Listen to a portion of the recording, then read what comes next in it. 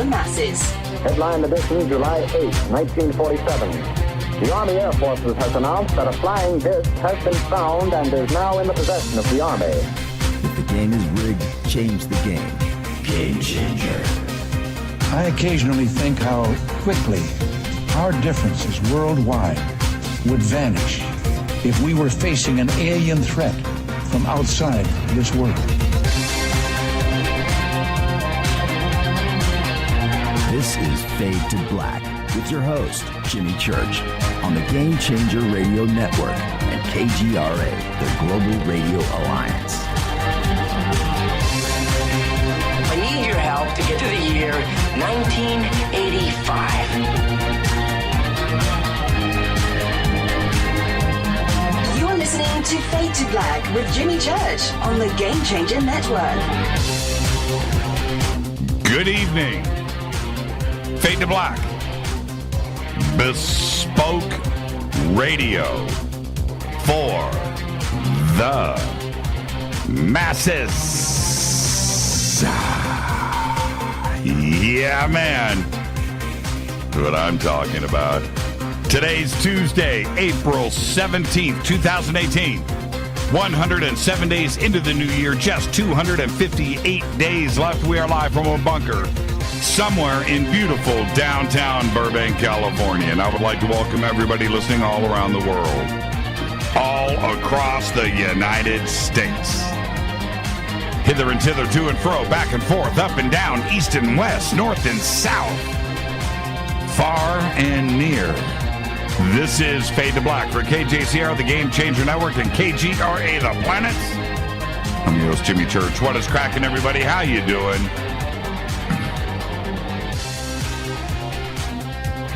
All right, tonight, going old school. Old school UFO. Tonight, Jason Gleaves is here to talk about his new book, UFO Photos, Computer Analysis. It's a longer title than that, but that's all you need to know. I've got the book. I've had it for about a month. Got it when it first came out. It's an amazing book. Went through it again today. I haven't read a book twice in a month in a long time. Did that with Jason's. You got to get this book. It's one of those. It's a reference book that everybody should have. And if you're a ufologist, yeah, got to have it. Tomorrow night, Jason Quidd is here. I'm going to talk about the code, and I want to believe. That will be tomorrow. You know what? Does anybody know? Can you get the I want to believe posters? Can you get that? Hold on for a second. I'm going to Google that right now. I want to believe poster. Oh, wow. It just pops right up. There it is. $29.95. $13.39. There you go. So you can get it. All right. I got to get me one of these I want to believe posters. Oh, you can get it framed and ready to go. Huh. I want one of these posters. Here's a vintage one. Huh. Really? Okay. They're not all the same. Interesting. That's all kinds of different. You can have a whole collection. All right. So that'll be tomorrow night. I Want to Believe with Jason Quidd. Thursday night's another Fader night with John Rappaport and his No More Fake Newsroom Live, followed by open lines all night long. And Twitter is at JChurchRadio. You can follow us on Twitter. And watch, I Want to Believe posters now are flooding in. I Want to Believe poster. Yeah, I think Rita is ordering me one as we speak. Yeah, I gotta get one. It should be in here somewhere. I don't know where. I don't have too many guitars are hanging in here now. And, here, I don't know if you can see in the studio, but if you look behind me, you see how the guitars are. Well, that black square, That's a thick, that's acoustic tile, right? That lines the walls all the way around here in the studio. So there's, I don't know, like 10 of those. And each one has got guitars hanging in front of it. So I don't have any wall space. It doesn't exist. I don't know where I would put the I Want to Believe poster. And if I put it behind me, we've got the Area 51 road sign, right there. But where would I put the I Want to Believe? Would that be just too cliche to have the I Want to Believe poster right behind me? Can't do that. And I can't do that because I have stuff here anyway.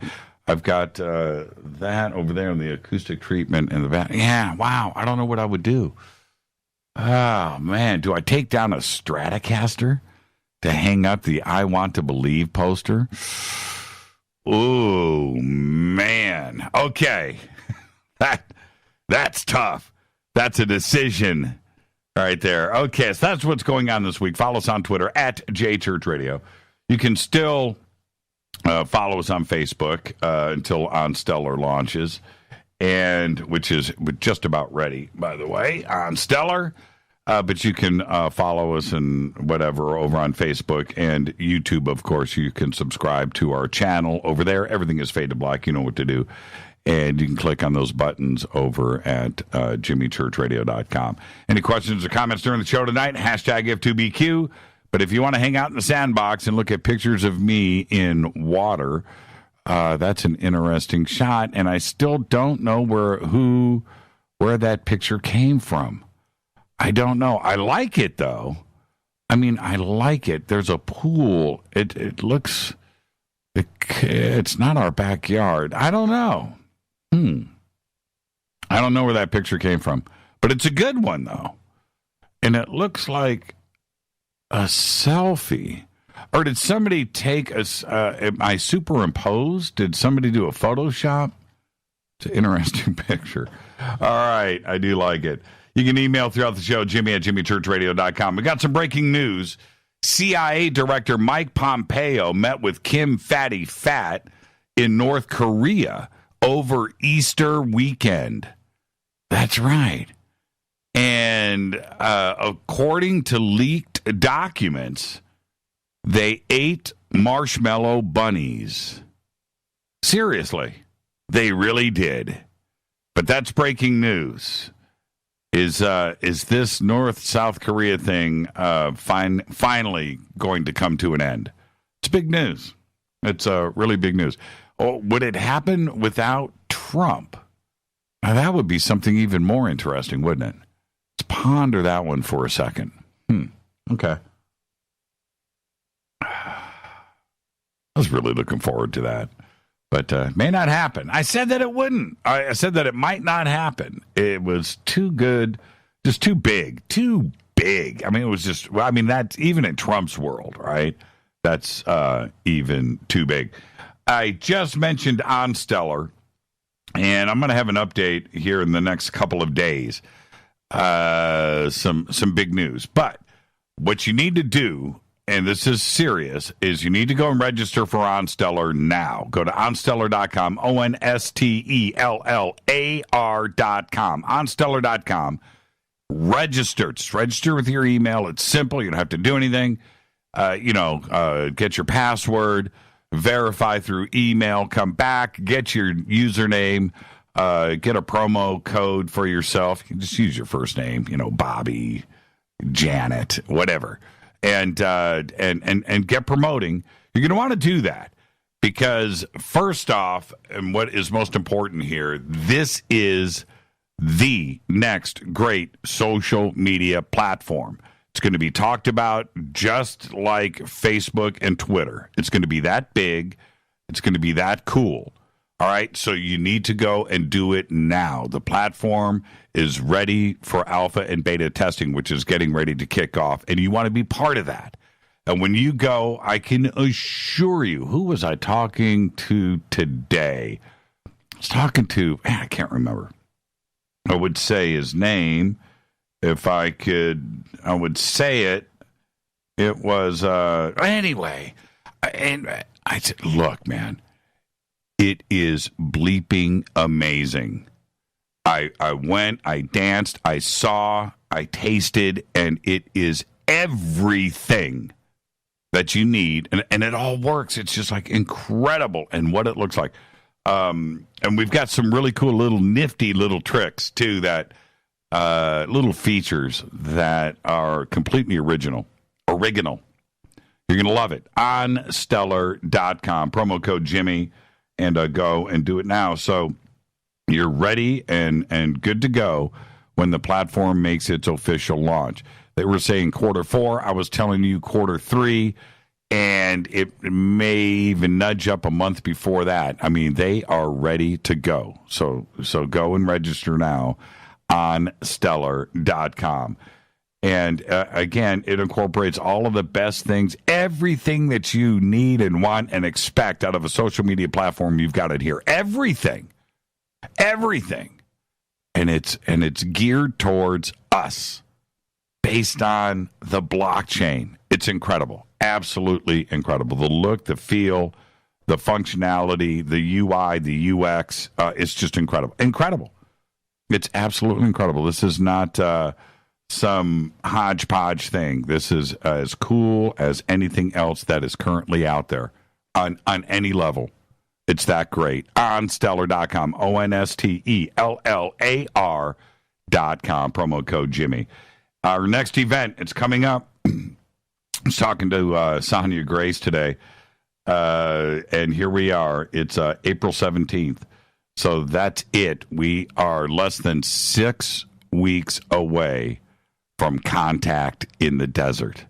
ContactInTheDesert.com. June 1st through the 4th, 2018, in Indian Wells, Palm Springs, at the Renaissance Resort and Spa. Now, I was told, are you ready? They're going to have hot air balloons.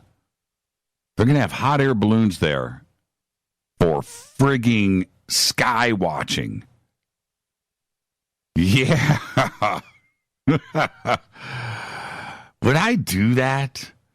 I've always said I wouldn't. I wouldn't do the hot air balloon. And I know it's like, they're cute and harmless and, but, I don't know. Maybe I will. We should have we should have a little contest. What Fadernaut would want to climb in a balloon with me and go up and skywatch with some night vision with Bearing Optics? Would you guys want to do that? Would you? Now, no, John, it would not. Why would it? It's taking you closer to the stars. No, I don't think it would interfere with it. Only if the flames are on and you're pointing the night vision towards the flames. And I wouldn't do that. But who would do that? Who would climb in a hot air balloon with me and go up and do night vision? And you know what? From the ground, everybody could hear us because I'd be up there going, dude. They would hear us from the stars. Let me go up there and look at the flat earth, too. All right, don't forget about our Soul Tech Gatherings coming up right after that in August 9th through the 12th. SoulTechGathering.com. We're only selling 300 tickets for this event. It's going to sell out. So go and get your tickets now. Make your arrangements. Mount Adams, ECETI Ranch, August 9th through the 12th. It's going to be the greatest Fadernaut weekend ever.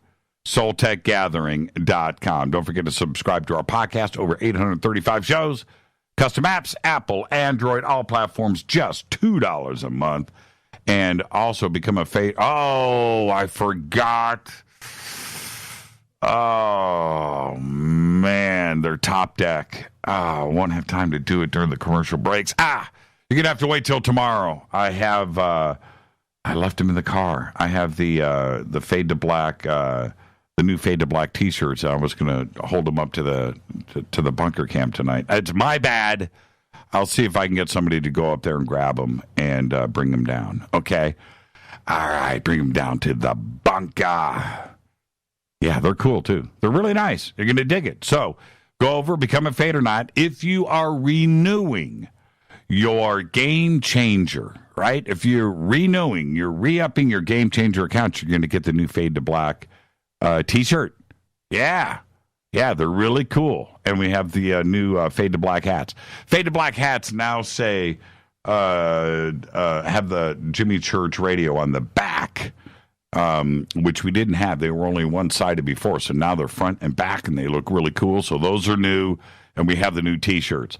So go get your Game Changer today. I'll autograph both of them for you, and there you go. Okay, and you also get the Bunker Cam emailed to me. Do that over in our membership section on the site. Let's get to it. Let's get the show cracking. Happy birthday to today, Tool frontman Maynard James Keenan is 54. And I got to say, those first videos of Tool with the skeletons, right? The stop-action skeletons, some of the coolest videos ever in the history of music right there. Yep. Sean Bean today is 59. And sure, you're thinking of Game of Thrones. No, I'm not. When I think of Sean Bean, I don't think of that. No. I go Silent Hill. Have you seen Silent Hill 2? What's it called? Resurrection? I haven't seen it yet. I didn't even know it was out. Got to see it. All right. Where am I at? Our dead guy's birthday today, Roddy Piper. 1954 to 2015. Died at the age of 61.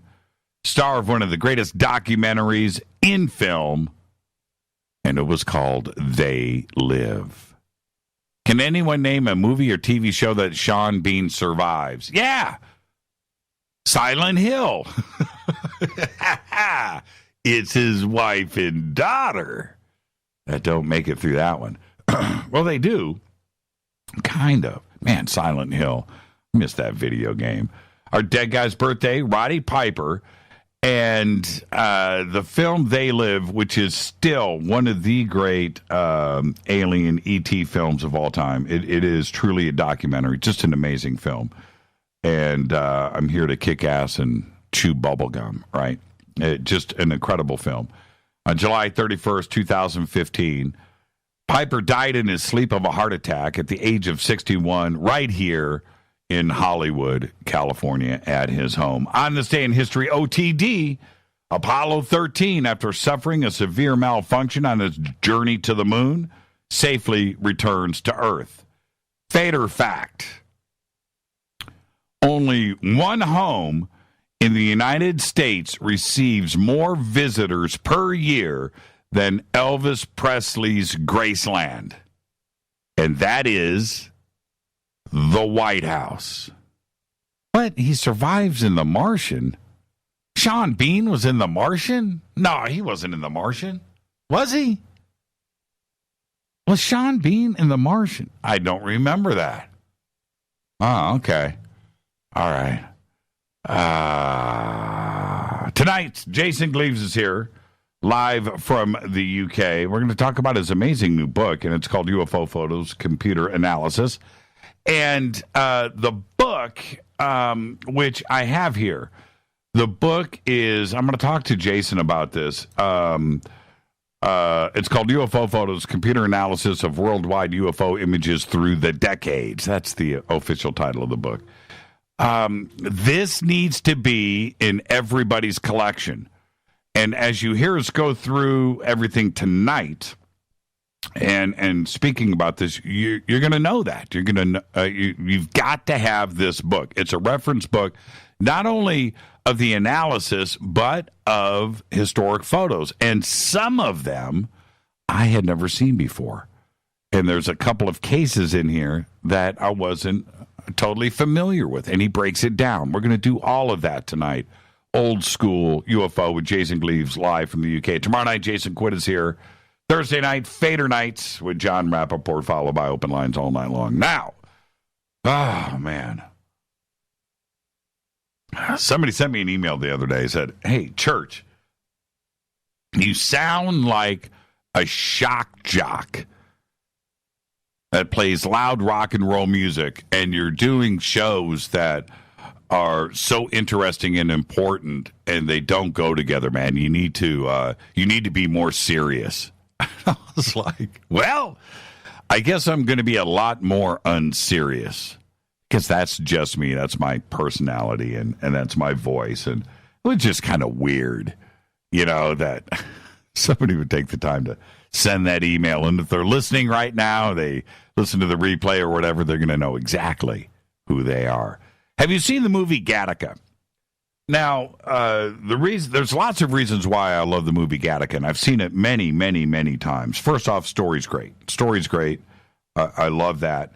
But and everybody is good in the movie too, as well. But what was fascinating for me was when Ethan Hawke would go out and watch the rockets take off. And he was fascinated with that, right? From his childhood, and he'd watch the rockets take off every night. And he just want to go out and dream and want to be an astronaut, look at the rockets take off. And that's me. I can't get enough of that. I have never seen a rocket take off in person. I've seen them take off because I live here in the valley, and I've seen stuff take off all the time from the coast. You see weird stuff, and there it is, and you look up, and it's a rocket, missile, rocket, whatever. And but I've never been to Cape Canaveral. I've never been out to Vandenberg. I've never been, just spot on and watched something take off. I would love to do it someday. But thinking about that, because I mentioned last night TESS, the new telescope that we're going to be launching here. It was delayed yesterday. It was delayed today. They're going to do it tomorrow. So I thought to myself, we hear about how often do we fire up rockets in space today? In the 60s, it was an event. It was an event. I'm not talking about White Sands. I'm not talking about missile testing. And I'm talking about a rocket taking off into space payload, like the real deal. And how often does that occur? And I was shocked. Listen to this. This is our schedule over the next couple of months. This is how many rockets are taking off from planet Earth. Tomorrow, SpaceX Falcon 9 will be launched from NASA's Transiting Exoplanet Survey satellite, the TESS, from Cape Canaveral in Florida. That's tomorrow. Also tomorrow, a Russian Proton rocket will launch the Blagovest number 12L communications satellite. It's going to go from Russia. Next week, April 25th, a Eurocot rocket vehicle will launch the Sentinel-3B Earth observation satellite from the European Space Agency and the European Commission from the Plesetsk Cosmodrome in Russia. Also the same day, April 25th, a Rocket Lab Electron rocket will launch its third flight, titled It's Business Time, from the Mahia Peninsula on New Zealand's North Island. May 2nd, SpaceX Dragon Cargo spacecraft CRS-14 will depart the International Space Station and come back to Earth. May 4th, a SpaceX Falcon 9 rocket will lift off from Cape Canaveral, Florida, to launch the Bangabandhu 1 communication satellite for India. May 5th, a United Launch Alliance Atlas V rocket will launch NASA's InSight Mars lander from Vandenberg Air Force Base right here in California. The next day, May 6th, a Chinese Long March 3B rocket will launch the Apstar 6C's commercial communication satellite from Zhang, China. May 19th, NASA will launch its Grace FO, more on that in a second, follow-on mission to track Earth's gravity and water movement. It is scheduled to launch from Vandenberg Air Force Base right here in California as part of the Iridium Next 5155 commercial satellite launch on a SpaceX Falcon 9. 2 launches, same day. And do you remember the fake UFO video that somebody sent me and said that it was a real UFO and it was those 2 rectangular things that turned out to be animation and it wasn't a real video and it fooled everybody, fooled us, and then NASA contacted us and said, hey, It's animation. It wasn't real. Well, anyway, that was the Grace. Yeah, so this is the Grace follow-on mission. I won't be posting any animation videos for that. Then, the next day, May 20th, an orbital ATK Antares rocket will launch a Cygnus cargo spacecraft, OA-9, to the International Space Station from Wallops Island, Virginia. May 25th, 5 days later, SpaceX Falcon 9 will launch the SES-12 communication satellite from Cape Canaveral, Florida. May 26th, the Chinese Long March 4C rocket will launch a relay satellite toward the Earth-Moon L2 Lagrange point to enable communications between Earth and Chang'e 4 lunar lander and rover on the far side of the moon. June 1st, Japan's Hayabusa 2 spacecraft will reach the asteroid Ryugu, where it will attempt to collect a sample and return it to Earth in 2020. It's all big stuff, right? June 6th, the Russian Soyuz rocket will launch a crewed Soyuz spacecraft to the International Space Station.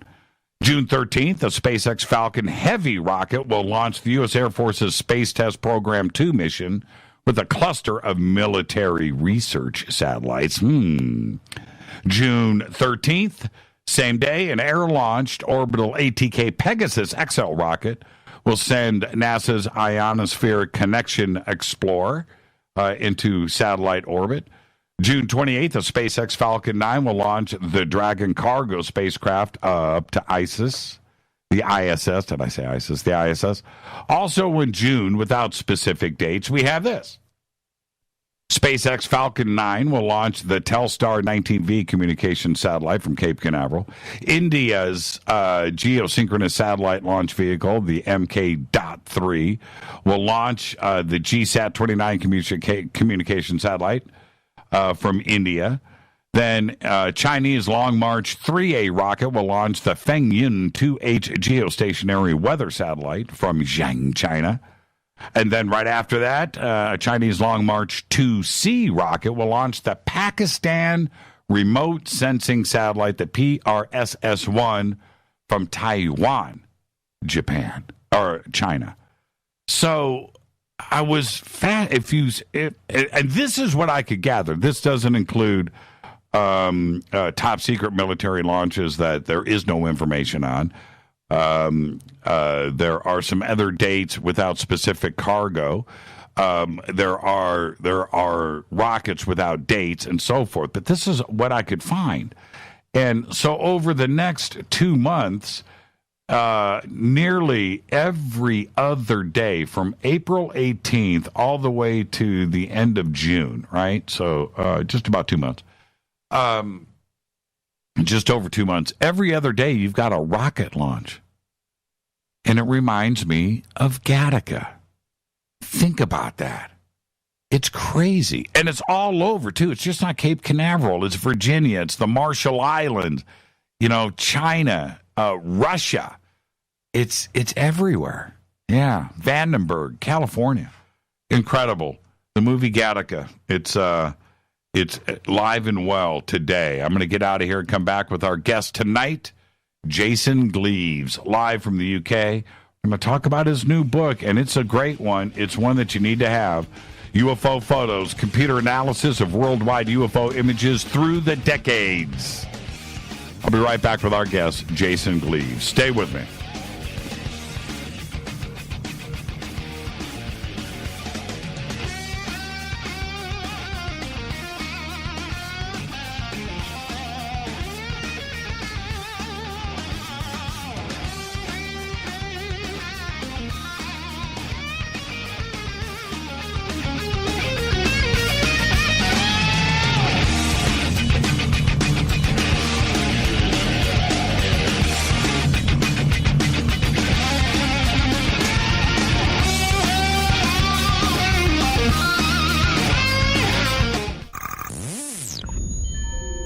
You're listening to Jimmy Church, Fade to Black. Fade to Black will now pause for alien identification. The station that talks the net. KGRA Radio. When you take the beans from Central America with dashes of Indonesian and African mixed in and then roasted to the dark side of Fade to Black, you create the ultimate brew of fringe. Introducing the Fade to Black blend from Rivermoon Coffee. Yes, Rivermoon's darkest customized roast was created for the love of Fade to Black. The alchemy of masterful roasting and smoking the beans is in every sip of this full-bodied, dark Java. I need my coffee dark, deep, with distinct bittersweet chocolate highlights, just like the bunker. Leaning further into the darkness of the roast is Fade to Black blend from Rivermoon Coffee. Just click on the banner at jimmychurchradio.com and use the promo code F2BBLEND for 15% off of your order today. Go Beckley Teppy. Natural Health Solutions with Chris and Ronnie. Hey, Ronnie, how you doing? Great, Chris. Now, you're the CEO of GetTheTea.com, right? Yes, I am. What is GetTheTea.com? I mean, is this tea you buy in a store? Well, no, it's not. Life Change Tea is just that. Life-changing. Life Change Tea is an herbal tea that gently cleanses your body from intruders. What do you mean by intruders? Well, intruders are toxins, chemicals, GMOs, heavy metals, and more. They're in our food, in our water, in our air we breathe. Seriously? Yeah, seriously. And Life Change Tea will help you with removing these, as you say, intruders? That's right, Chris. Are there side effects with this tea? Well, you might lose a little weight. When you clean your colon, you lose weight, you feel better, and you have more energy. Wow. Ronnie, where can people purchase Life Change Tea? Oh, that's easy. GetTheTea.com. That's GetTheTea.com. Ronnie, I want to thank you for being on the show. People, don't forget, GetTheTea.com. 9 out of 10 geneticists agree. Fade to Black is not your father's radio show on the Game Changer Radio Network and KGRA, The Planet.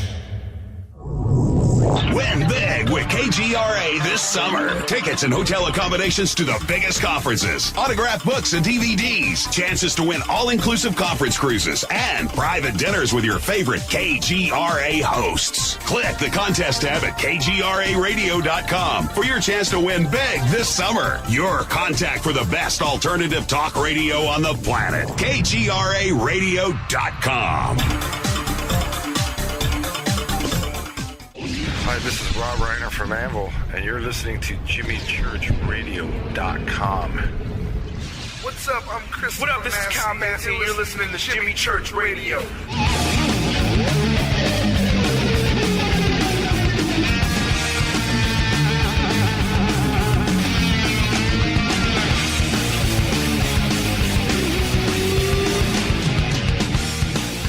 All right, welcome back. Fade to Black. I'm your host, Jimmy Church. Follow me on Twitter at JChurchRadio. Simple. Come and hang out. The chat rooms are open. Twitter is live right in front of me at JChurchRadio. Hashtag F2B is the sandbox. Tomorrow night, it's Jason Quit. We're going to talk about the code and I Want to Believe. I don't have an I Want to Believe poster yet. Should have one in here. How can I do a show, I Want to Believe, without that poster? But nonetheless, Thursday night, Fader Night, John Rappaport and his No More Fake Newsroom live.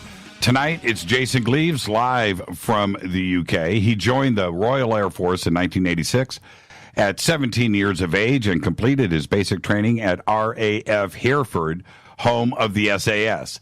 He was stationed at RAF St. Athens, RAF Cosford, RAF Honington Strike Command, and Valley, Coningsby, Marham, Bryce Norton, and Sealand until 1997.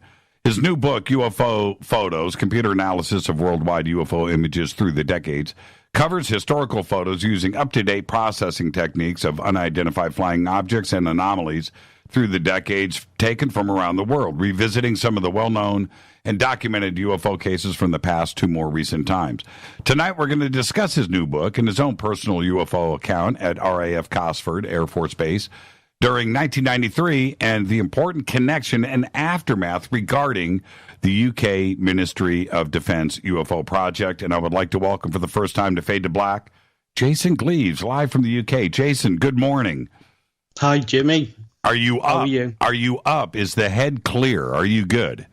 I am. Okay. I'm awake now. Thank you for doing this for us. Whenever we have guests from around the world, it doesn't matter where they're at.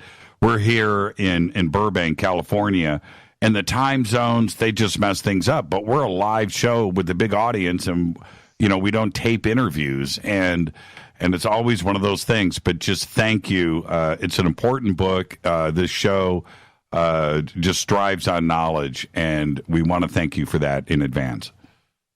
That's good. Yeah, it's great.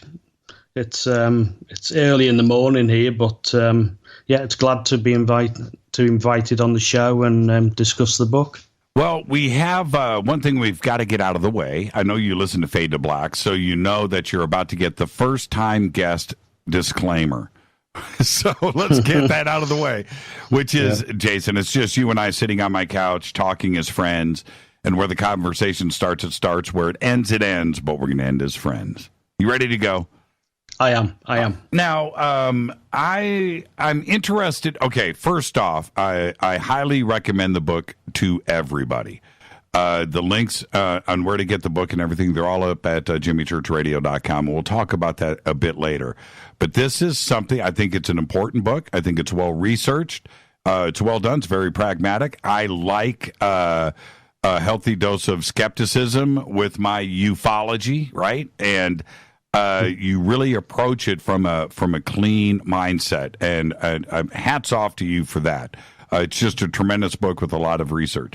But that being said, did your interest in UFOs and ufology, did it start with RAF Cosford, or did you have any sightings before the 1993 event? Yeah, it started way back when I was a younger child, about 7 years old, and saw a disc-shaped object with my sister in Liverpool. I'd actually forgotten about it. It was my sister who reminded me of it later on when I started going into ufology.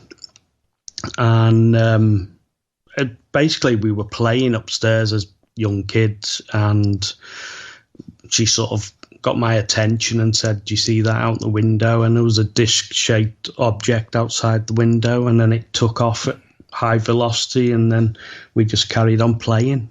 What year was that, and what city? That was in Liverpool in the UK, and it was probably early 1970s. Right. Were there any reports of that sighting? Not what I know of, and again, it was way before I knew anything about UFOs or anything of that kind. It would have been great if you could have grabbed a photo of that and put that in the book. Oh, yeah. Definitely. Yeah. The reason why I asked, there are so many sightings over that part of the UK that have had a lot of witnesses and photographs. And I don't understand what is going on, but there has been so many unique crafts over London, over Liverpool, and I don't understand why ET or whatever wants to visit that area. Yeah, it's just like anywhere in the world, really. It's I think the Earth's a bit like a zoo, really. They like to have a look at us and see what we're up to. Now, let's talk about this. Was there anything between that event when you were 7 and March of 1993? No, not really. Obviously, a couple of weird things, but not what I can really recall. And then later on, more in the Air Force, like you said, what happened there, and leading on to that. Well, let's talk about that. Let's talk about RAF Cosford. In the book, you've got the situation report, March 30th, 31st, March 1993. Very cool that you've got this document, and it's posted. What happened that day? Yeah, it was obviously, like you said, during March 31st of March 1993. and it happened at RAF Cosford, which is a training camp in the Midlands for the Air Force, and they trained up armourers and different trades at the base. And on that evening, it was a friend of mine who was working in the guard room as the orderly corporal, and it was nice and quiet that evening. And then all of a sudden, on the radio, there was it was going back to the actual the guard post. It was a young trainee that was on the guard post, and on the base, everybody had to do their fair share of duties, and guard duty was one of them. And he must have been only young, 17, 18 probably at the time. My friend who was in the guard room, he said the radio started to kick in loudly, and this young trainee was shouting down the radio, "Get the guard commander out here. There's something huge over the airfield. It's the size of a battleship." It's and it turned out to be a triangular, black, huge object over the airfield.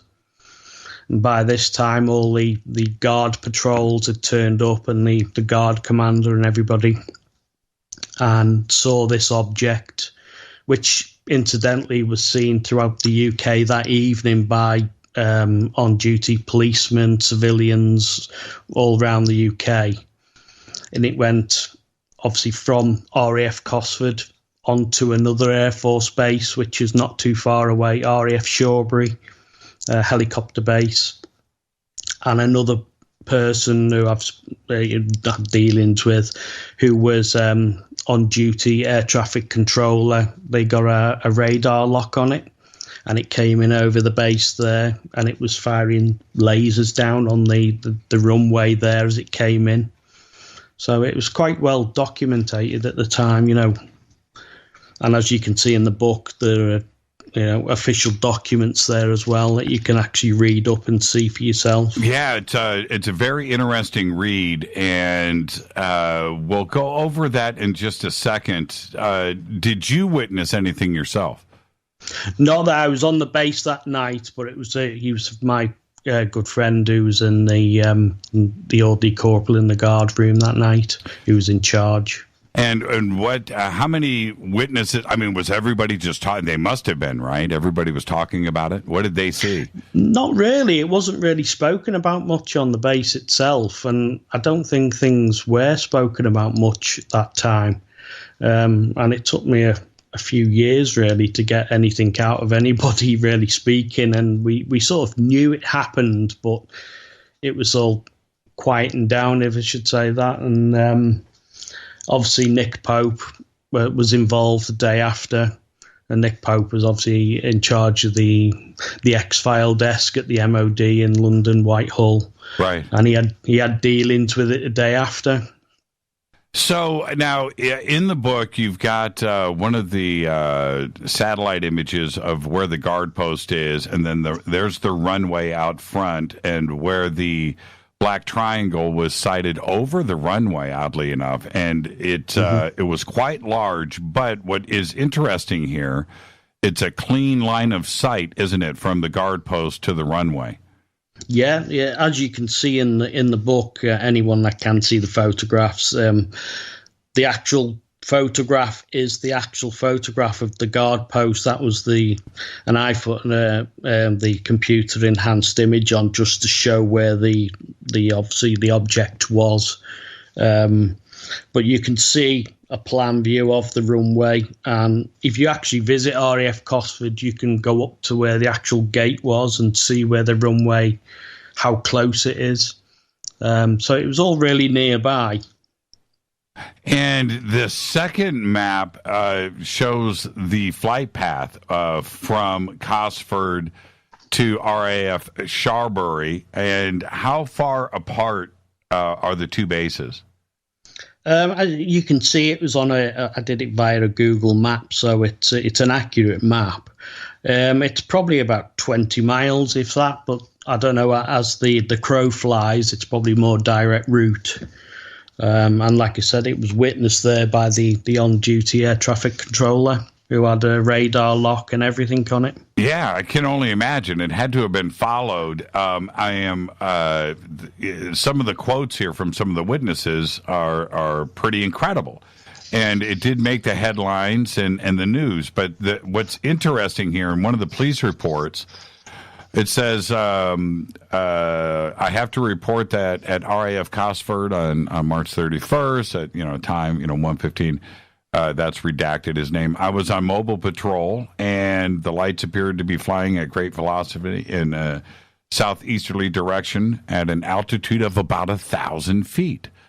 And he was driving in his vehicle. He stopped and watched myself, and then somebody else then returned. So there's another witness. And then they contacted the ATC at RAF Lineham and was informed that there were no known aircrafts in the area of Cosford.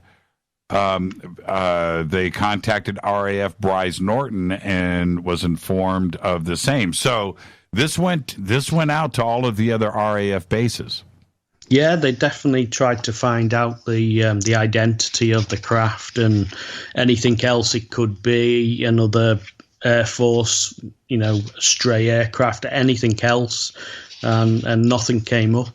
Now, and then it says in this police report, which is one of the most interesting parts, you have to read all of it to see it, but he thinks that it landed in Hazelslade.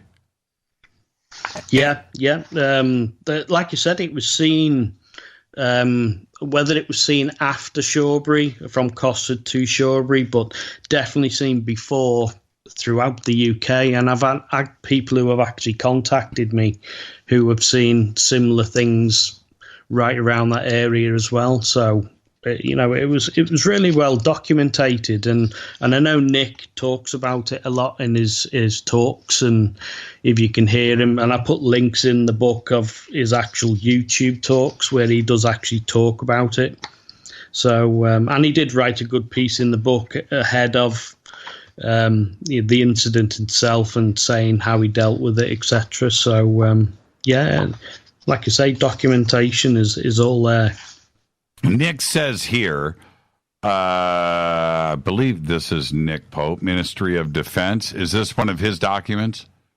Yeah. And it says, it's all... he redacted his own name.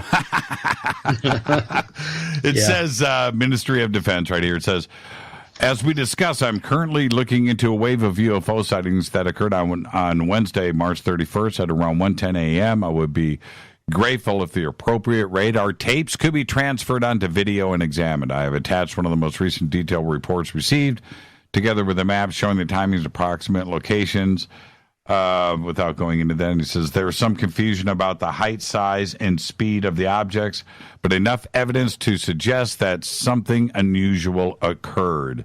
Many thanks for your assistance. Very interesting.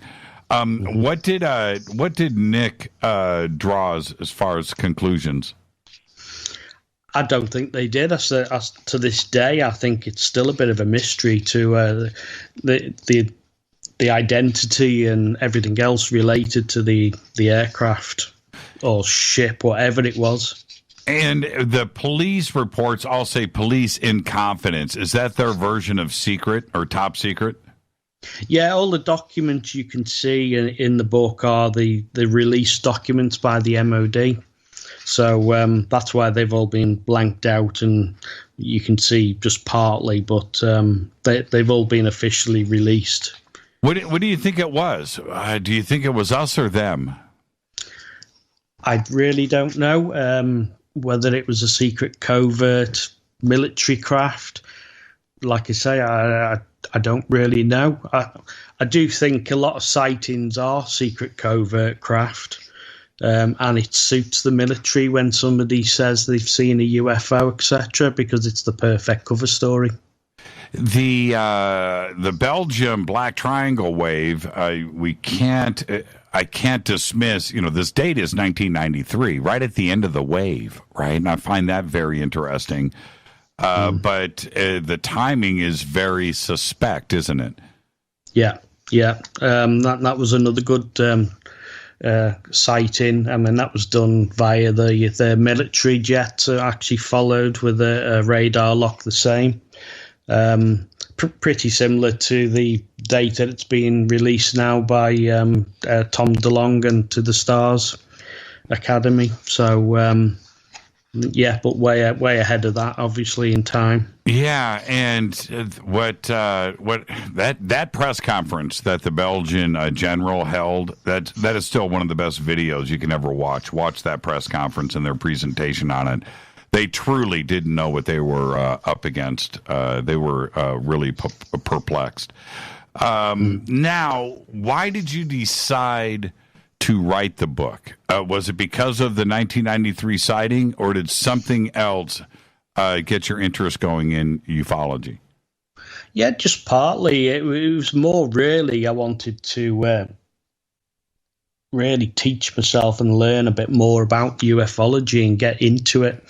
And there was nobody out there really such at the time who could explain what I wanted to know and look into. So I did, and it sort of led on to starting up a UFO page and writing for other magazines and other pages myself. And go ahead. I'm sorry, Jason. No. I'm just saying. A lot of people contacted me when I started writing other things out and just releasing what I'd find myself, mainly about identification of craft, etc. Origins and then obviously misidentifications, and it seemed to just grow from there. What kind of software in this kind of photo analysis were you self-taught, and what kind of software did you use? Yeah, generally self-taught, and software is just evolving continuously. It's getting better and better, and I find you can look at old photographs and use the software. And bring out the detail in the photographs that you couldn't normally see with the eye, if you could say that. And people were generally contacting me, asking questions about what they'd seen, and I was trying to get back. Obviously, I can identify different types of aircraft that other people probably wouldn't, and then I could tell them, obviously, if it was unidentified still, or if it was an aircraft, a bird, etc. And I'm from there. And what software do you use? I just use Adobe at the minute, and like I said, it's progressing all the time. Right. And anyone can do this. There's not rocket science or anything to it. And when you say you're using Photoshop, in general, people get the wrong idea because they think you're actually changing a photograph or editing it in such a way, but you're not. You're actually using the filters that are on the actual software itself that can bring out a detail in the photograph that you couldn't normally see. And now with the source material here, where you are analyzing these different images, how do you get the best image to analyze? Well, generally, if someone sends me an image of an unidentified object, I will try to ask for the original image. Right. Because if you can always get the original image, it's the best you can get, obviously. Right. And then I would try and upscale that photograph. But you've got to be careful, because if people are reposting photographs, you're getting third, fourth, fifth generation photographs, and the quality degrades quite quickly. So if I do manage to get hold of the original photograph, whether it be on a mobile phone or a print, whichever way it comes to me, now I try to upscale it first. Right. And then when you upscale it, you try to keep the integrity of the photograph, really. It's the detail you're trying to keep. Because if you took a normal photograph and zoom into a photograph, it generally just becomes pixelated and you can't really make out what the photograph is, trying to get across, you're trying to see. What is, I like your bird analysis, and I specifically wanted to address this just for a second tonight. But before we get to that, I knew this was going to pop up, and so I'm going to ask this question first. Of all of the this is from Mark in Australia. He says, of all of the UFO imagery that you have seen, which image is the most convincing? There's quite a few, really. Obviously, I do a lot of footage analysis as well, and in the book there are a couple of instances where, whether you're going to discuss it in a bit or go into it, it's the one where there's two objects that pass behind a military helicopter that is rescuing people on a ship that had run aground in France. I think that was February 2014. That was quite convincing, but obviously that was taken from footage, which you can see on my YouTube channel anyway. It's all there for you. And then there was an Argentine pilot, a civilian Argentine pilot, who had seen UFOs before and never took a camera or a phone with him into his aircraft. So this time he took his mobile phone up with him, and he actually captured two UFOs that flew in front of his aircraft, then took a large arc to the right of his aircraft and formed up in formation, and then flew right in front of his aircraft again. Is that the DC-3 photograph? I think it is, yeah, in the book. I have actually put them in the book. Yeah, that is an incredible photograph. And we'll talk about that when we get to it. I need to take a break right here, Jason, so we're going to do that now. When we come back, I just want to jump in to the bird analysis and misidentification, because I think it's very important, not only for everybody to see, because once you look at it, you go, well, okay, I've seen that in a lot of UFO photographs, but it's really easy to misidentify what you may think is an obvious UFO, because this is an obvious UFO, right? It's obvious, but it is not. This is Fade to Black. I'm your host, Jimmy Church. Our guest tonight, Jason Gleaves. We're talking about his new book, and it's called UFO Photos, Computer Analysis from Around the World. We will be right back after this short break. Stay with us.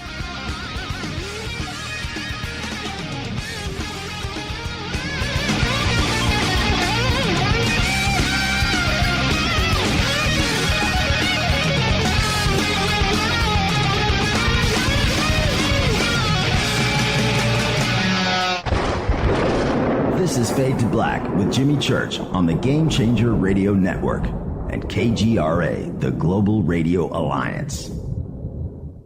This is KGRA Digital Broadcasting Station, Salt Lake City, Utah, Van Buren, Arkansas. Hello, Fadernauts. This is Jimmy Church, and I'm introducing New Pharma, a company whose products are based on science. Human function based on the endocannabinoid system, or ECS. New Pharma firmly believes in this science, and their research indicates that support of the ECS provides the beneficial effects for a healthy lifestyle. New Pharma's science includes relief capsules for pain relief, sleep capsules, which are natural support for occasional sleeplessness. Foundation is support for your ECS, and Fit capsules support your active lifestyle. Just click on the banner at jimmychurchradio.com and use the promo code F2B for a 33% discount on all of their products. Or visit newpharma.com for all of the knowledge on the science. That's GNUpharma.com. Go Beckley Tappy. You're listening to my main man, Jimmy Church, on jimmychurchradio.com. Hi, this is Ray Hobbs here, repping the planet, and you're listening to my good friend, Jimmy Church, Fade to Black, on the Game Changer Network and the KGRA Digital Broadcast Station. This is Toby Kebbell. You're listening to jimmychurchradio.com. Don't hurt me, Jimmy. I'm only little. Hey, I'm Adrian Grenier. And this is Ari Gold. We're the Honey Brothers. You We are of the Honey Brothers. Hey, I'm Adrian Grenier. And I'm Ari Gold. We're the Honey Brothers. And you're listening to Jimmy Church. The Revolution. Ancient Life Oil. Life-changing. The real oil. CBD is truly Ancient Life Oil from the source. This oil has no psychoactive effect and is also legal in all 50 states. When you're healthy, you're happy. The truth about this wonderful plant is that it wants to give back to mankind life, longevity, and happiness. Ancient Life Oil are golden grade, all organic, non-GMO, and infused with high-quality liquid coconut oil. It's simple. Just go to ancientlifeoil.com today. That's ancientlifeoil.com. The best, purest, organic, and non-GMO CBD in the world. Go Beckley Tappy.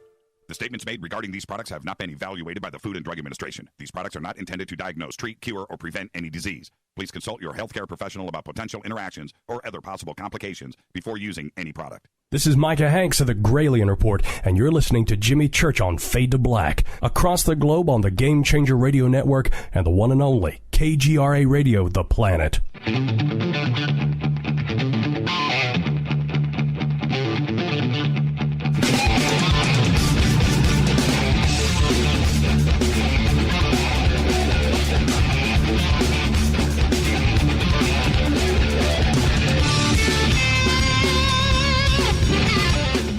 All right, welcome back. Fade to Black. I'm your host, Jimmy Church. You can follow me on Twitter at JChurchRadio.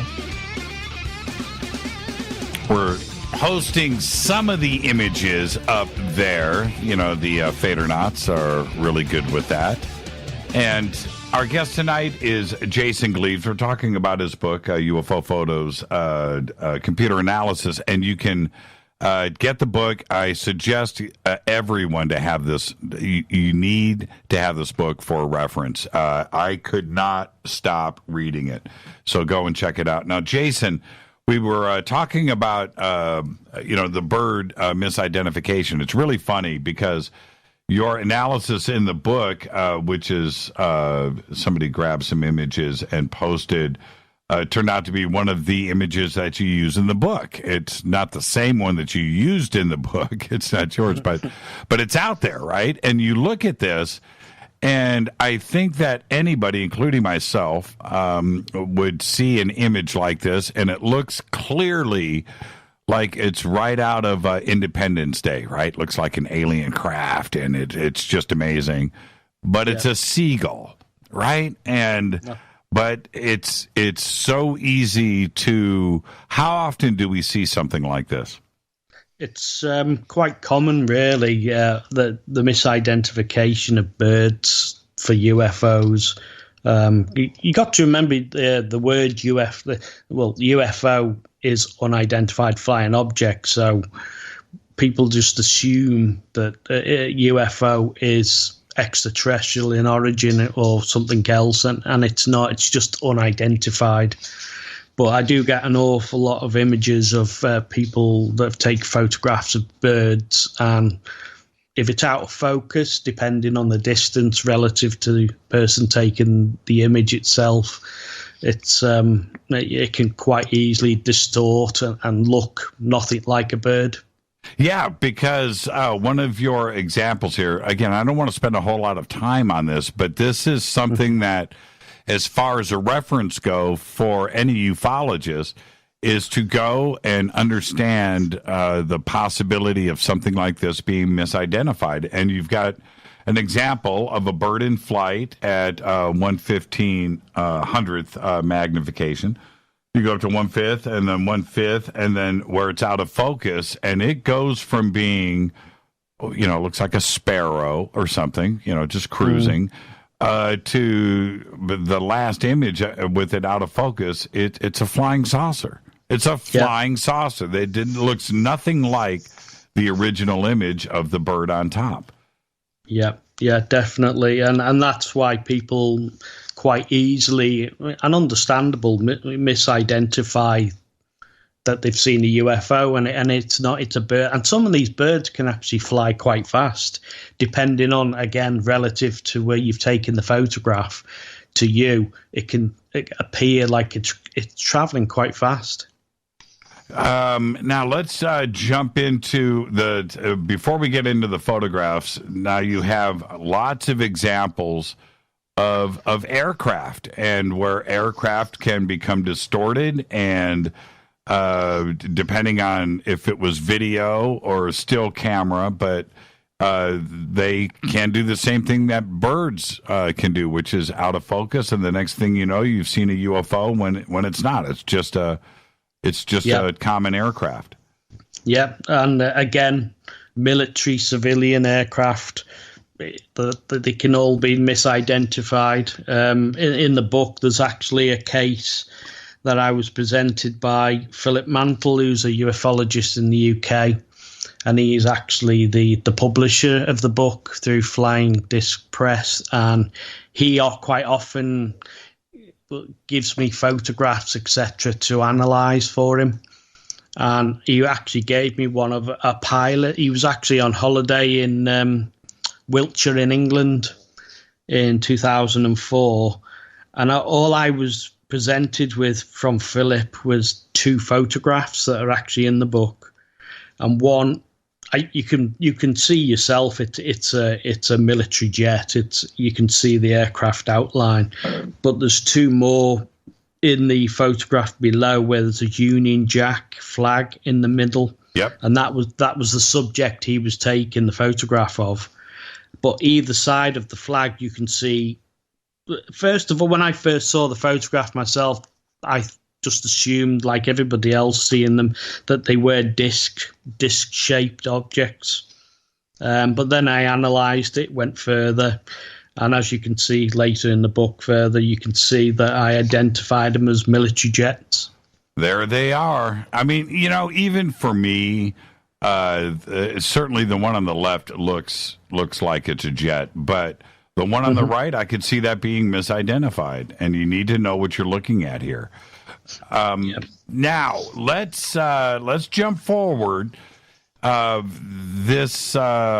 I'd like to think that I've seen every image ever published on UFOs, right? I'm pretty cocky in that regard. But your first case in the book, your first analysis is one that I've never seen before, which is you call it, well, that is famously dubbed the first recorded image of a UFO captured over Mount Washington, New Hampshire, United States in 1870. Now, that's 150 years ago. Now, when I looked at this image, first off, it's up in the clouds, everybody. You have to understand what we're looking at here. But this is a pretty damn good image. I can't explain that. That's obviously not a bird. It's 1870, so it's not anything else, right? It's not a plane. Those haven't been invented yet. And you start to break this image down. Now, it stopped me in my tracks. I had to look at this a few times and say to myself, okay, what the heck is that? Seriously, what is that? So tell us about this image. Yeah, like I said, the book, really, I wanted it to be not a hard read, an easy read for people who really wanted sort of to grasp ufology and sort of get in there, the nitty-gritty of having a look at different types of UFOs. And like I said, I didn't want it to be a hard read, so I wanted to go through step by step, and the only place you could really start was the first ever recorded photograph. It was actually sold not long ago on eBay. Somebody had it in their collection and sold it. And like you say, it's unidentified. I still don't know. It was the days before Photoshop, so it hasn't been manipulated onto any sort of film. And it's a stereo image, everybody, just so you understand, too, as well. It's in stereo. So you've got 2 separate images here. Yeah. It's going back to the days where the old stereo photograph, when you could put them in a specialized machine, and when you look through them, it looked 3D. It was sort of before its time, really. Now, did you get your hands on the original? No, it's in a private collection, somebody. But all these photographs are out there for everyone to see and have a look for themselves. And the analyze photographs that I put in the book are photographs I've enhanced from the original or the best original I could get, on the internet itself. And you can see detail in the craft. It's definitely a craft of some kind, unidentified, obviously.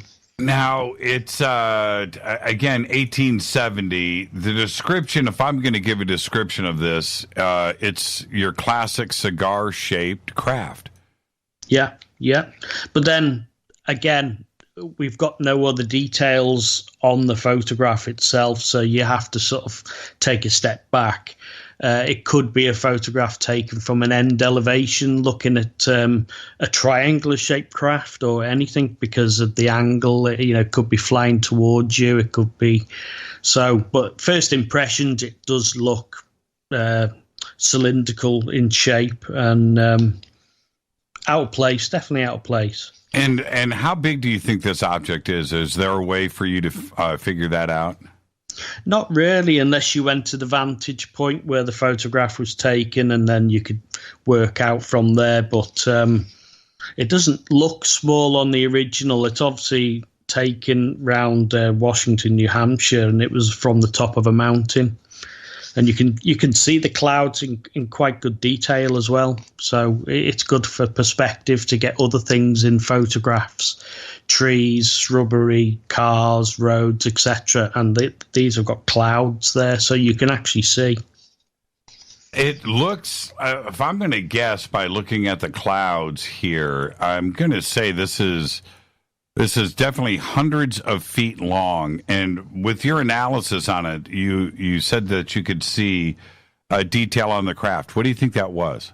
Or what do you think that is? Just structure to the craft. If you look at the original photograph, it's just a black, elongated shape to it, a long cigar shape. But when you enhance it with the filters, like we said before, it just brings out structure to the craft. You can see struts and different vertical, horizontal, beams, etc. That could be part of the craft structure itself. It's crazy. Your enhancement of it is incredible. But when you look at it, I've just posted up the original here in Twitter, so you can see the clouds in the background. And the more that you look at it, I'm wondering if whoever took the picture was taking pictures of the clouds or taking a picture of this craft. They could. I think they were probably taking of the scenery itself and the vantage point. And people have dubbed it the Millennium Falcon from Star Wars. It does actually look like it's coming toward you, doesn't it? Yeah. That is a crazy image. So as you finish this, let's go through your step-by-step, because you do a verdict of each one of these images, and here you say it's unidentified. Yeah.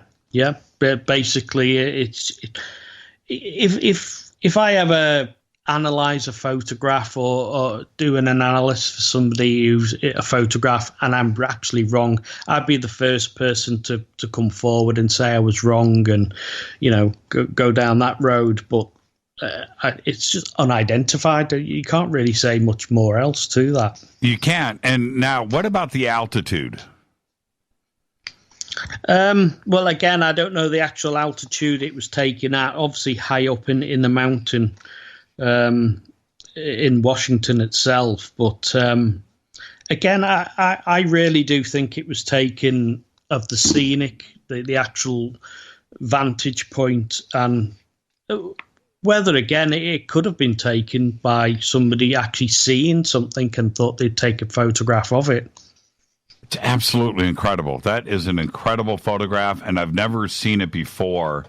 And when you look at it inverted, it gets a little bit creepier to me in that it's a real object. It's a real object in the clouds in New Hampshire in 1870, and there just wasn't anything else like this back then. Even the airships. This is rectangular in shape. It's like a monolith from 2001, sideways.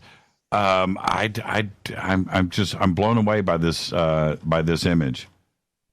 Yeah, it was a good one to start with the book, and then obviously I went, through the decades trying to just to bring the reader up to date with different types of analysis, and with the first one, obviously, that was the best one to do. Now let's go right to the next one. We're going to jump ahead in the book and talk about some other stuff. And I encourage everybody to get the book, and you have to see the analysis of everything, how it's broken down. I've certainly only provided you guys the original photographs here on Twitter, but you have to see how Jason does this. It's very impressive. But let's talk about this car race in France. And again, this is 1910. The Wright brothers did their thing in 1903. So to have, an image like this that captures something clearly in the sky, another cylindrical type object at a car race. Tell us about this photograph. Yeah, again, it was a sort of a 10-year period from the first one to 20 years, obviously, but the Catalan Cup in France, and I don't actually think most people in that photograph were actually looking at it, and you can see the old car coming around the racetrack, and all the spectators standing around the track. And again, there's an awful lot of things in that photograph that can give you perspective on the actual image itself. And again, it's another cylindrical shaped object. Whether it's traveling fast, I don't know. But it's definitely there, as you analyze it and you invert the photograph, you can see structure again to that craft. There's something underneath it. I mean, the way that it looks to me here, it looks like there's some protrusions coming out, or maybe gas or something, or some kind of, I don't know. Possibly, yeah. But there's definitely, you can see shadow to it as well. So yes. You've got the sunlight on the top and shadow at the bottom. Another, a good thing to see. Incredible. Now let's. This is okay.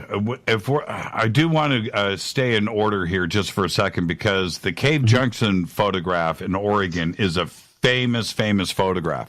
But years before, this is 1927, and what is in this picture reminds me of the Rex Heflin photographs that were taken in Santa Ana here in California in the 60s. Very, very similar. But this is 1927, before anybody was talking about flying saucers, or that word wasn't even used for another 20 years until 1947. And this clearly shows, in Cave Junction, Oregon, a flying saucer. Yeah, and it was taken by a volunteer firefighter. Obviously, name unknown, but it was a local, so we knew the area.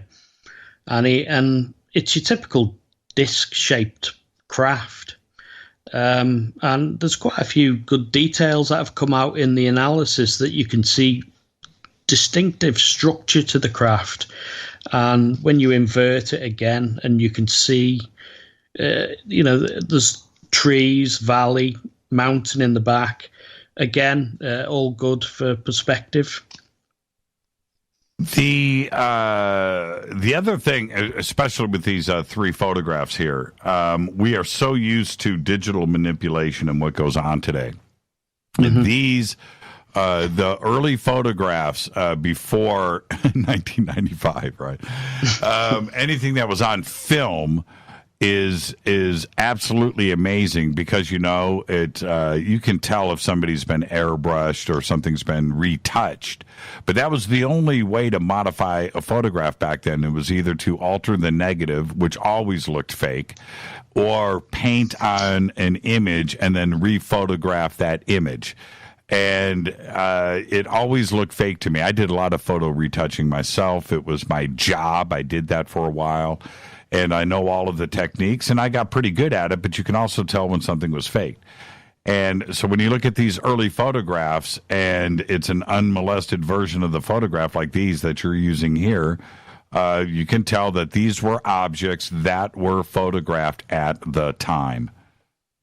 Yeah, definitely. And I really do like to analyze the old photographs probably better because of that reason. The before Photoshop, before anybody's got their hands on it really, and whether you can tell if it's been altered to a point, and just basically you can see the object there. Yeah, and it's now it looks like to me, and I don't know in your analysis, I would like your opinion on this. It looks like it's behind the trees. Right? It doesn't look like it's directly overhead. It looks like it's behind the trees, and it looks like it's slightly out of focus. The trees are in focus, which says to me that this is, off in the valley behind the trees. If that's the case, and judging from the size of the trees, we're looking at a craft that, I don't know, quarter mile away and maybe 50 to 100 feet in diameter. Yeah, and it does look like it's over the valley itself, behind the main tree line that's in front, and it's quite big. It's a big object. And the other thing is, you need, especially back then, you needed longer exposure times. So if it was somebody throwing something, it would be blurry and motioned in the photograph. I would think. I could be wrong here. And it doesn't look like it's hung from any kind of string or anything, because there's nothing. I'm trying to, debunk the photograph, but yeah. I can't do it with this one. No. You do look for strings, and obviously at the time, and again, another way people could fake photographs of putting images on pieces of glass and trying to take the photograph through that again. But when you look at them and you analyze, it's got the shadow and everything, and the object is obviously hanging there. It's motionless. Yeah, that's an incredible photograph right there. And now I'm going to see if I can pull up an image of this for everybody, and I'll get this up here in Twitter. Yeah. Now, next up, I wanted to ask you about... before we jump too much further forward, and your breakdown on this, again, is your verdict was? Unidentified. Unidentified. Yeah. And this other photograph, which I'm familiar with, which I've seen before. And this one is taken in 1929. Again, there wasn't talk about flying saucers or that type of thing in these early days, and I don't know if there was a mindset. Maybe there was, but of taking fake flying saucer photographs in the 1920s, right? I don't think it was. I don't think it was part of pop culture. No, and it certainly wasn't done for people to make money, etc. Out of you see a lot of the photographs, and probably if people did take a photograph of something unidentified, they probably wouldn't speak about it. No, well, they wouldn't. They wouldn't have anything to relate to. No. What could they compare it to? I mean, there was. I guess might have been some talk of Martians, maybe. I don't know. The man on the moon. But there certainly wasn't flying saucer conversation. But this next one, which was over Ward, Colorado in 1929, again, the original photograph, it's autographed, which is really, really cool. It's autographed for 1929. And again, your analysis of this, as you break this down, this thing has got structure, it's got detail, it's extraordinary. There's a lot going on in this photograph. Yeah, definitely. This was a great photograph to do. The detail when you actually zoomed in, you upscale the photograph, and you can actually see in the book, if you actually look at the detail around the craft, it's just everything is set out just in the right place. It's just one of those photographs when you see, you think, the hello photograph, I call them. Yeah, right. And well, I mean, how else can you put it, right? Yeah. It does make you sit up, and then when I broke the photograph down even more, I tried to find the original style of truck that was used at the time in the sawmill, and you can see people standing there. Obviously, someone's taken a photograph of them either working or whatever, and this object is behind them. That's the impression I got on the photograph when I look and analyze that the object is behind them, so they're not actually seeing it, but whether the person taking the photograph saw it, I don't know. Yeah, they're what could be more cool in 1929 than getting your picture taken, right? So those guys were worried about the photographer, which was a big deal, right? A camera. Wow, getting your picture taken, and then right behind them is a crazy silver with lights on it, flying saucer buzzing through the trees. Just an incredible photograph. Now, again, what was your verdict here? It was unidentified again. Clearly an object, structured object, and going into the detail of the truck and everything came out. It was, to date, 1929, that era. Now, and one of the cases that we talk about, we're going to jump ahead here and go to, I don't have the time. Okay, we're going to take a break. When we come back, we're going to do the Battle of Los Angeles. Again, one of the most amazing photographs ever taken, and certainly well publicized and documented. We have McMinnville. We can the Trent UFO. We can get into that and everything else that you have covered here in this amazing book. And a lot of work. Well done. Our guest tonight, Jason Gleaves, live from the UK. This is Fade to Black. I'm your host, Jimmy Church. More with Jason right after this. When we come back, we're going to do the Battle of Los Angeles. And again, great analysis. I'll be right back. Stay with us.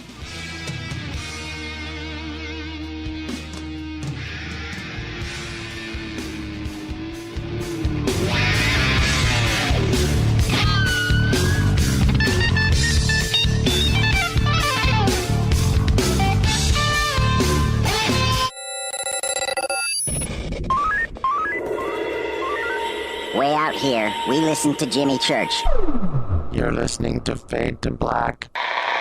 Always on the edge of the hottest alternative talk. Jimmy Church with Fade to Black. KGRARadio.com. ¿Qué tal, mis amigos? Yo soy Mario Carson, el tiburón, y los invito para que escuchen a mi buen amigo Jimmy Church Radio. ¡Claro que sí!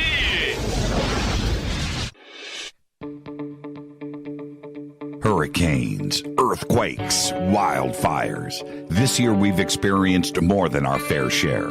This is Jimmy Church of Fade to Black. And last month I decided to make sure my family does not have to worry about food should we get caught in a real emergency situation. Introducing Numana, a healthy, storable product that tastes so good that you'll want to eat it every day instead of just during those times of duress.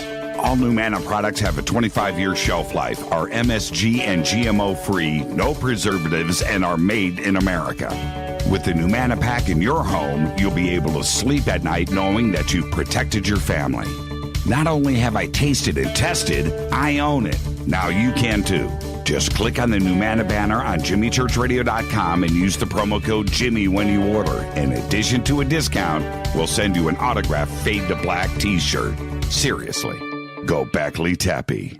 Do you worry a lot? Whether you're a college student, busy professional, parent, or grandparent, ongoing stress and elevated levels of the stress hormone cortisol can rob your memory, your health, and your future. Now you can combat the effects of stress and anxiety while improving your memory and recall at the same time with the dietary supplement Calm and Clever. Studies show that the ingredients in Calm and Clever reduce cortisol by as much as 30% in 1 to 2 weeks. Call 1-800-758-8746 or calmandclever.com. You listen to us, and we listen to you. And so does the CIA. KGRARadio.com. Hi, folks. CBD is the home run hitter for health right now. Why, you ask? Because of what it does for the body. Unfortunately, I can't tell you all about the benefit. You know, there's reasons. Do your due diligence and log on to AncientLifeOil.com. That's AncientLifeOil.com. Ancient Life Oil uses organic ingredients and is blended in coconut oil for some of the best benefits. Legal in 50 states and non-psychoactive. Log on to AncientLifeOil.com. That's AncientLifeOil.com. You are listening to Fade to Black with Jimmy Church on the Game Changer Network. Oi, oi, I'm Reese Evans. You're listening to Jimmy Church. This is Revolution. The revolution will not be televised. The revolution is on radio. Ciao.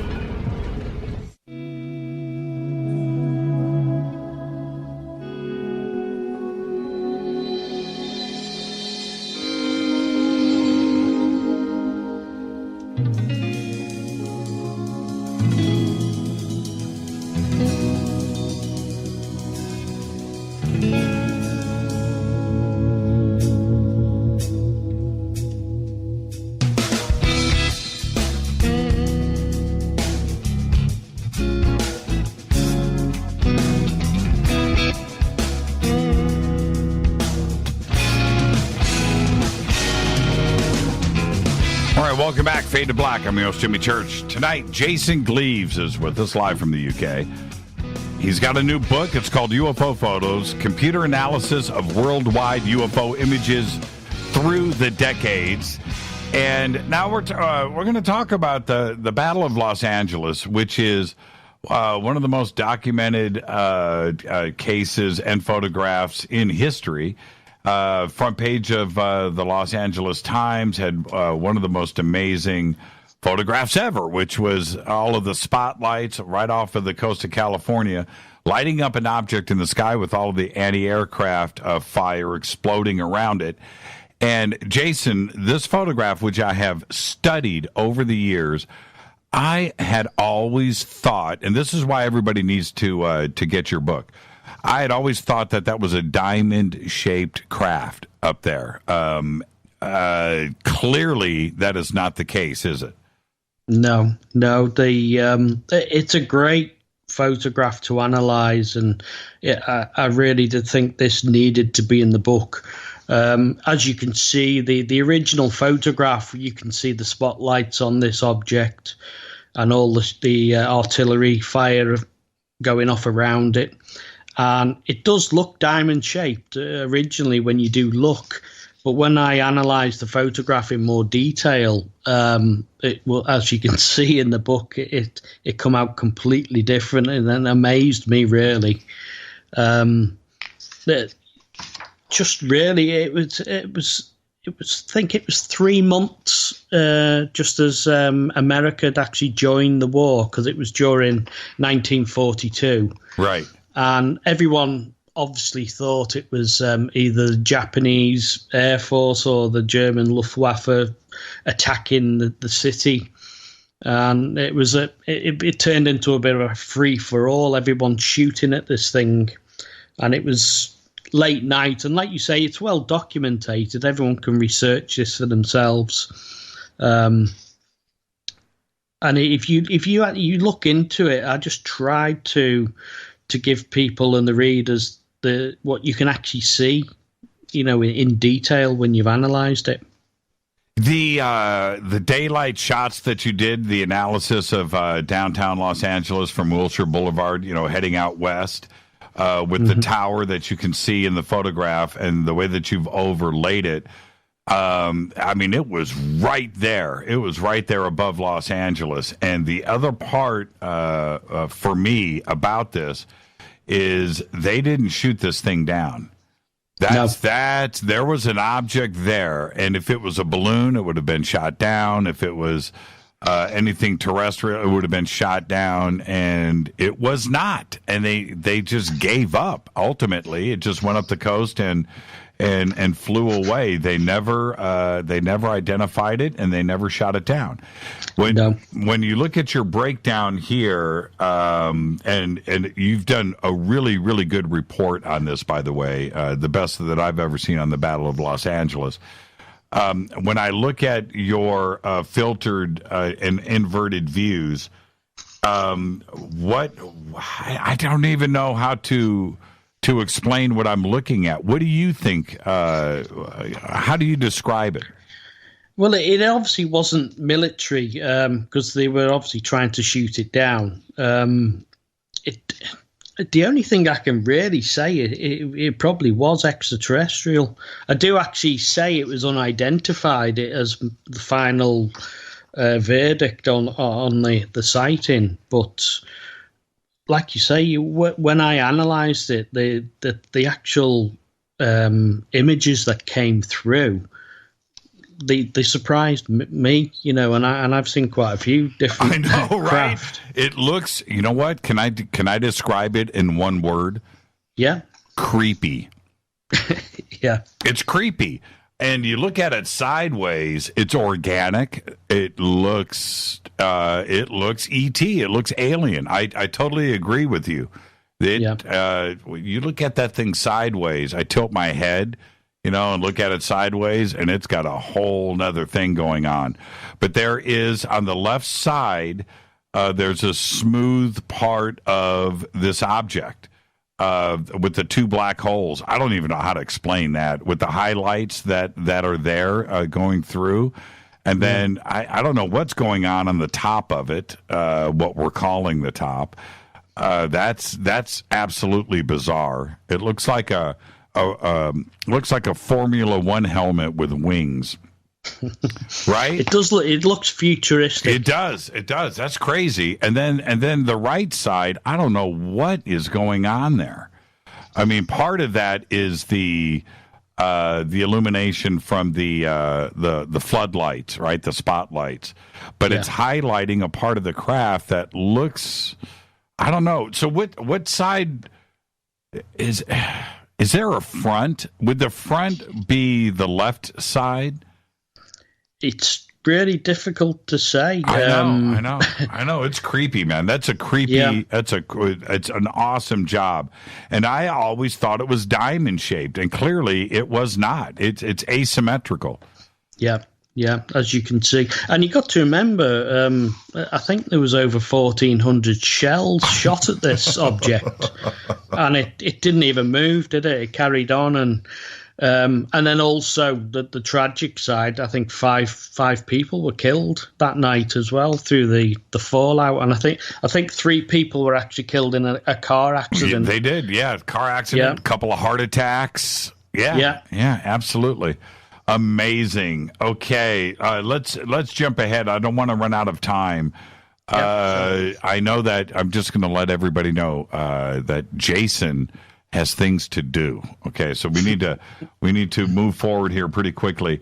McMinnville. Now, the way that you've broken this down, which I think is great. You've done an overlay of the 2 most famous versions of it. One with the bottom of the craft, or it could be the top. It doesn't. I don't know if we actually know. But and the famous side view, right, with the antenna object on the top. But when you overlay the photographs, whoever took the pictures moved. They took a step to the right. Yeah, I tried to overlay the 2 separate. There was actually 2 photographs taken at the time, and like you said, the person taking the photograph moved. So I tried to overlay them just to give perspective, really, to the photograph, and also it proves that the object has moved. And what were the dates on this again? This is 1950, right? Yeah, it is, yeah. Now, there has been a lot of talk over the years about these hanging from strings from the electrical wires overhead. Any evidence of that? Not what I could see. I did go down the road of looking for, obviously, strings, cords, cables, anything of that description, and I couldn't see any at all. Whether it was fine, I mean, fishing wire is obviously a lot thinner, so at the time, it could have. I wouldn't rule anything out, but I couldn't see any evidence of that. Yeah, and with the McMinnville, which are certainly one of the most looked at photographs ever, there's no question about that. But the one with the side view with the antenna on top, that thing looks like it's like 2 miles away. It doesn't look like it's anywhere close to this house. No, it does look in the distance. It does, and again, the you've got the telegraph poles and the building, and obviously in the distance you can see a landscape there. So again, it's a lot really to do with the perspective to get into the photographs to see that, Now, but then again, you have to get the book, everybody. But the one thing I've never seen before, it looks like you found possible exhaust outlets or portals. It could be windows. Yeah. My impression, mainly through the military side, was that they were exhaust pipes. They were, the object was actually flying away. So everyone looks at the photograph and they just assume it's a disc shaped, but it could be the wings, and you can see the top could be a tail fin. So it could be an advanced aircraft of its time. These things are not always extraterrestrial. Like I said before, a lot of secret covert vehicles, aircraft, etc. If somebody's taken a photograph and said it's a UFO and it's the perfect cover story for the military or the company, etc., it's made it. So right. I want to jump ahead to the 1963 photograph with the DC-4, where you can see the engine out of the side of the window, and you've got the craft and you've got the flying saucer with a shadow on the ground. I've never seen this image before. So I would, I don't know if this is online, if I can get this photograph up, but what can you tell us about this? It was taken in 1963. Yeah, and it was taken by a pilot, and obviously he'd seen the disc. He obviously had a camera with him, and he took a photograph of the disc out of the side of the cockpit of his aircraft. And as you can see, I don't know if you can get the original photograph up. They're there for everyone to see online. You can see the disc-shaped object with the corresponding shadow on the ground. You can see a road, and I think it's over a forest or a wooded area where it's flying. You can see the distinct shadow of the DC-4 aircraft he was flying, and you can actually see just out the corner to the right of the photograph, it's the propeller spinner, which is the front curvature of the propeller. And again, this is 1963. This is, taken on film. And the way that all of the shadows are correct and everything is in place, is there a way that this could have been faked? I don't think so, for the fact that I've actually got an original photograph of a DC-4 from the time period and actually overlaid it to the propeller spinner, and it matches up identical. I actually got an outline of the aircraft, again, that matches up identical to the shadow on the ground. The only thing people have said regarding this photograph in the past is the disc shape itself could have been a button off some sort of clothing, etc. So, but I could not find a button of that description or similar when I was trying to investigate it. Right. I just grabbed. Okay, I've got this image here. Boom. Let's call this 1963. It's not as good as your image, but nonetheless, it's something that everybody can look at and see what we're talking about here. Yeah, sure. That's an incredible picture. Okay, 1963. I'm not going to waste time. Let's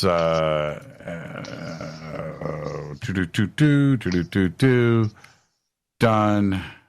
Now, with this, the angle of this is what I'm wondering about. The angle of the shadow of the saucer back to the ground with the angle of the shadow of the DC-4. Do those line up for you? Is that the same angle? Yeah, obviously where the pilot has taken it. The aircraft didn't obviously fly as fast as a conventional aircraft of today, so he had a side slide window that he could open up. And again, you can see a photograph of the actual, whether it's not the actual aircraft, but it's similar aircraft, the DC-4, and everything I could do was matching up through my analysis of the photograph and the shadow on the ground, the shadow of the shape. The only thing, like I said, I couldn't match up was the disc itself, where somebody said it could have been a button. Right. But, man, that's an incredible photograph. That's absolutely insane. Let's jump forward here. I'm looking at the clock. We've got a little bit more time here. I wanted to get to. I'm going to jump back, but I want the famous Mojave Desert helicopter shots. Again, one of the more famous cases out there in ufology that, and it's modern, right? This is modern history. This is clearly. The best way I could say it, in focus, in color, multiple images, multiple views, and it's intrigued me for such a long time.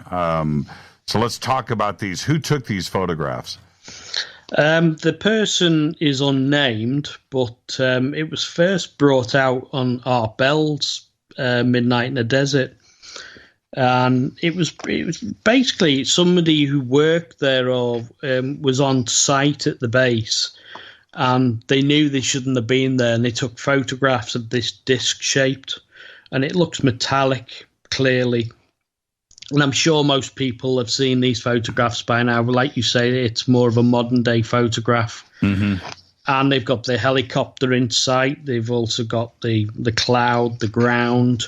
And when I actually overlaid photographs to do the analysis for this one, again, you can distinctly see that the object is moved within the photograph. So everything tallied up the same as every other way I approach it. So, and the shadow on the ground as well. You know, there was a lot of things. A lot of people have actually said that they think it's fake, and you know, anyone can say that they're fake or real, you know, until we actually really know 100%. So, but yeah, they're all on the internet for everyone to see as well. So yeah, what year were these taken? I can't remember the actual year. I think it was 2017. I'm sure it was. Oh no, 2007. Yeah, there you go. Yeah, it was on Coast to Coast, not Midnight in the Desert, but that seems about right. 2007. I don't know. Now, what about the reflections? Let's talk about that for a second. Were you able to pick up anything there?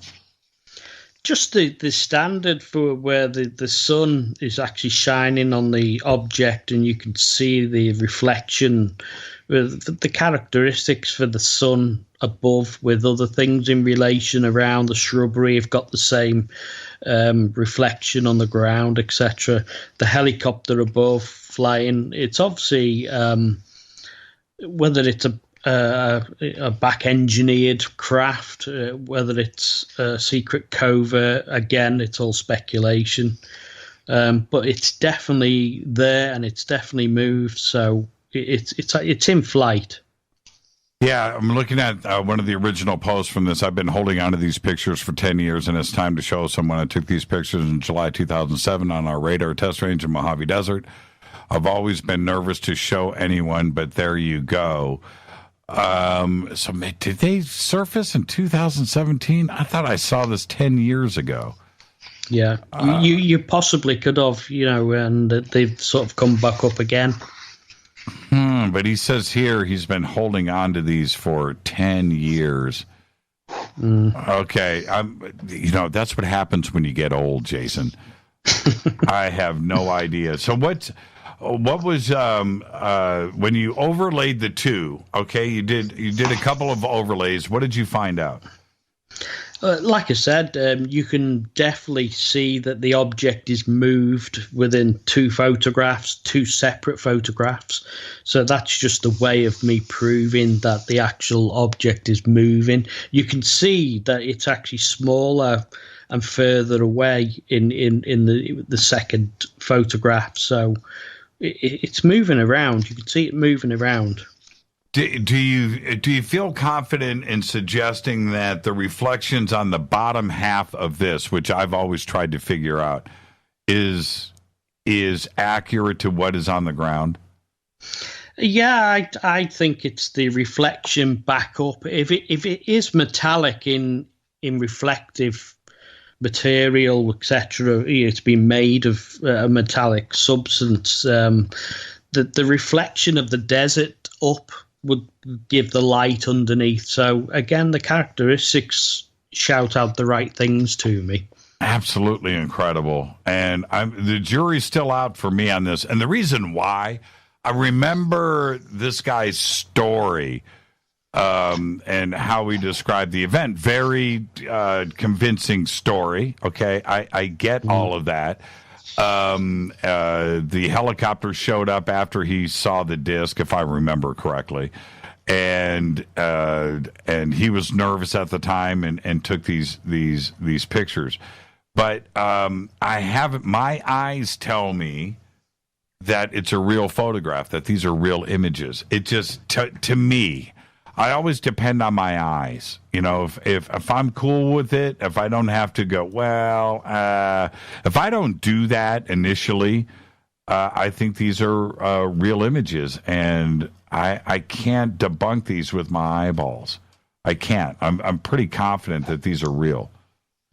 Yeah, I just basically want people to come up with their own conclusion. I put the facts, or whether they're facts, the images in the book, and then it's for the reader to make their own mind up. Yeah, pretty cool. Okay, one last case. I want to go back to the one from Argentina, and I've got to back up here. What page is that? What page is that on? 99, it might be. Is that the pilot? You said it's page 99? Yeah, I think it is, yeah. Okay, let's go to 99. Yeah. Okay. Again, it's just one of those things. And the at this altitude, do we automatically eliminate bird? Yeah, I think at the altitude he's at there with the cloud the way it is, it's definitely above 4,000, 5,000 feet at least. But you really do need to see the footage. The footage is the best. This is one of my favorites. And the footage is where? It's on my YouTube channel. Okay. You can see it on there, or it's on Facebook and go on the link. But it's there for everyone. If you actually see the footage, the photographs don't really do it justice. And it's is it UF only? UF only? Is that the name of the your YouTube channel? Yeah, that's it. Yeah. Now, in the footage, which I have seen, it looks to me like this object is hundreds of feet in length. Yeah, the first object and the second object behind it is probably about half the size, at least. Well, it's a lot closer, the second object. Yeah. But they're similar in shape too, which I find absolutely fascinating. So what are your conclusions here? I think it's real. Obviously, it's one of my favorites, really. And just basically what the objects do. And I know that the pilot had seen objects before, but not actually recorded them. So that's why he took his mobile phone up with him. And that's also why the footage is at tall length instead of landscape, because it was taken on his mobile phone. And you can see he's trying to fly his plane, but he's also trying to follow the objects. And he can see them coming from his left-hand side, and they buzz right in front, dangerously close in front of his aircraft, do the large arc together, which he doesn't I wish he did actually follow it, but he didn't. He's looking forwards. And the objects come into a formation, and then buzz his aircraft again right in front before taking off. Now, I'm going to let everybody know that there's a couple of cases in here that are solved, too, as well. And that is worth the price of admission right there. And you've got to be able to do that. And once you see it, you're like, ah. But I'm not going to get into that. I want everybody to get the book. Where can everybody go and get their own copy? It's on Amazon, so you can get it and Amazon UK, America, around, and through Flying Disc Press, which is Philip Mantle, who's the publisher. He's also got the books on there as well. It's an amazing piece of work. You've done a lot of research here, and I think that you're very honest and skeptical in your conclusions, and I dig that. It's a lot of work, and it's a great effort, and I highly recommend the book, Jason. Thank you so much. Thank you, Jimmy. You have a great night, and we've got to get you back on the show when we've got some more time, and we'll continue to pick stuff apart. Yeah, sure. Yeah. Thank you, Jason. Be safe over there, and give my best to Philip, will you? Yeah, I will do. Thank you so much. Jason Gleaves. The book is an amazing analysis, and I highly recommend it. It is UFO photos. Oh, man, I just lost it. I'll be right back before I run out of time. This is Fade to Black. Hi, everybody. This is Rob Halford, the Metal Guard on JimmyChurchRadio.com. This is KGRA Digital Broadcasting Station. Salt Lake City, Utah. Van Buren, Arkansas. Okay, nurse, let's get this man to the ER stat. Right away, doctor. We see this every day. Heart attack or angina pain due to blocked and clogged arteries. Chelation can remove obstructions or blockages from arteries and help avoid painful and expensive surgery. Now there's Angioprim. It's a liquid oral chelation product that you take with juice. You start to feel the results fast. Angioprim increases blood flow all over the body, and that means more energy and strength to take on the day with less aches and pains. 60 years of research has gone into chelation, and Angioprim is the result. A safe and easy way to unblock your veins and arteries from buildup that slow circulation. Paging Dr. Jones. Please report to the emergency room right away. Log on now for a special radio offer from Angioprim. That's angioprim.com/radio. ANGIOPRIM. Angioprim.com/radio or call 877-882-7221. That's 877-882-7221.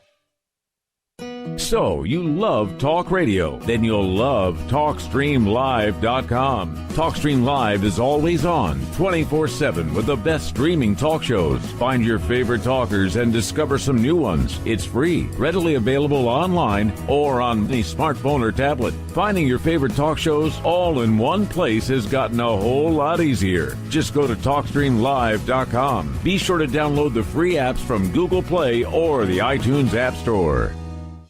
Your contact for current news and trending topics. KGRARadio.com. Hello, Fadernauts. This is Jimmy Church, and I'm introducing New Pharma, a company whose products are based on science. Human function based on the endocannabinoid system, or ECS. New Pharma firmly believes in this science, and their research indicates that support of the ECS provides the beneficial effects for a healthy lifestyle. New Pharma's science includes relief capsules for pain relief, sleep capsules, which are natural support for occasional sleeplessness. Foundation is support for your ECS, and Fit capsules support your active lifestyle. Just click on the banner at jimmychurchradio.com and use the promo code F2B for a 33% discount on all of their products. Or visit newpharma.com for all of the knowledge on the science. That's GNUpharma.com. Go Beckley Tappy. Did you know that when you're on the road with limited data or Wi-Fi available, you can still listen to every minute of Fade to Black by just calling 605-562-4482. No smartphone, app, or internet needed.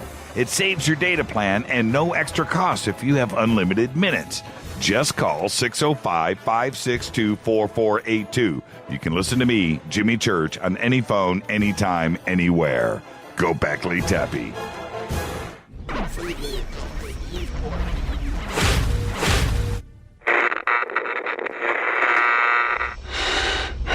You want to know a secret? I love ponies. I really love ponies. I'm serious. I couldn't stay sane without ponies to brush. Why Fade to Black? Because you never got that pony, damn it. This is Fade to Black with Jimmy Church on the Game Changer Radio Network and KGRA, the Global Radio Alliance.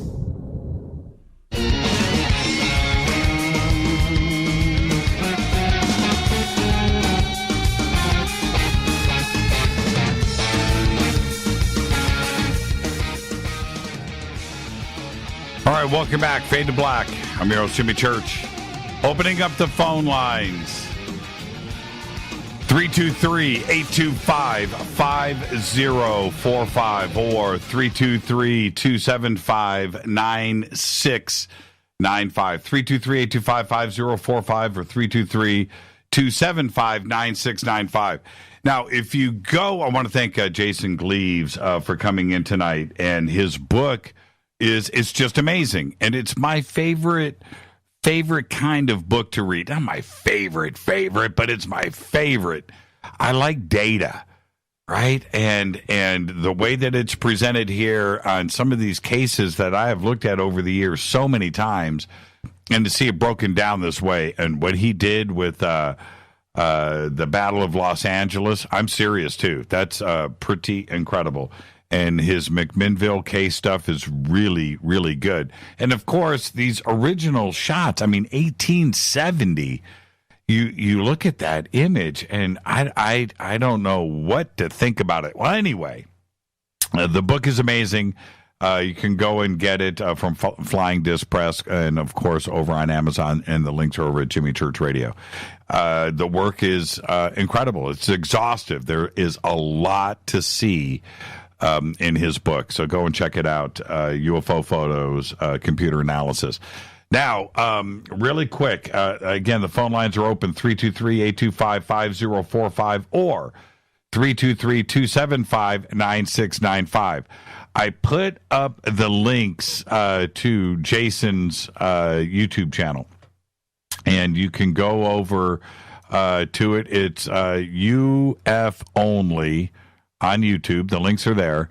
And you can look at this video of this Argentinian pilot that was surprised by these 2 UFOs. Now, when you look at it, and in the book, he's got pictures of the specific aircraft that he was flying. And you look at this, I'm looking at the video now. I would love to hear from any of you that are watching this video. 323-825-5045 or 323-275-9695. You look at this, and I've shot a lot of video inside of airplanes, and you get that prop, right?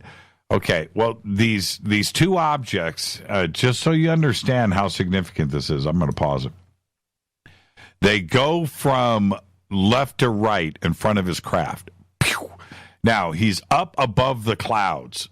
Okay, so I don't know what the altitude is to be up that high, and I know there's different layers of clouds, but he's up that high, and he's in an aircraft that is pressurized. So he's up. He's up in the air. He's above the clouds, and these 2 objects fly right in front. Now, this is in the video. It's unbroken footage from his cell phone, and they go from left to right in front of his craft, right in front of his plane, and he's sitting there flying, and then they come back. And now they go from right to left. And in this, you look at this and you see how it's broken down, and especially in slow motion. At that altitude, like I asked Jason, you can eliminate birds, at that altitude. Second, this dude is cruising, at a couple of 100 miles an hour. And so for something, man, that is just crazy when it goes from left to right. For something to fly at that speed to pass him up, because that's what they are doing the second pass. Look at that. And one is disc. I think they're both disc shaped, but the second one that is further up has got more. It's shorter and square. I don't know how to explain it, but the other one is definitely disc shaped. But when these guys come back. So they've turned around in the air, and it's just seconds later, and they turn around and pass his airplane up. It's crazy. That is crazy UFO footage right there. That is some real deal stuff. I'm looking at it again. I don't know what to make of it. I really don't. It's fascinating, and they're definitely that. Yeah, one is squared and one is flat and disc. They're two different, whatever they are. And there's no wings flapping. There's nothing like that. There's nothing here that makes it look like it's a bird. Plus, it's too high up. It's too high up in the air, the altitude. But for them to turn around, what bird, if it was a bird that, is, I don't know, 50 feet, a 50-foot bud, that could turn around and pass up a plane that's flying at 200 miles an hour. I don't know, 150 miles an hour. I don't know. I just don't know what it could be. It's that is an incredible set of footage right there. But he breaks it down in the book really, really well. That is just absolutely incredible. There was something else here that, he breaks this down in the book too.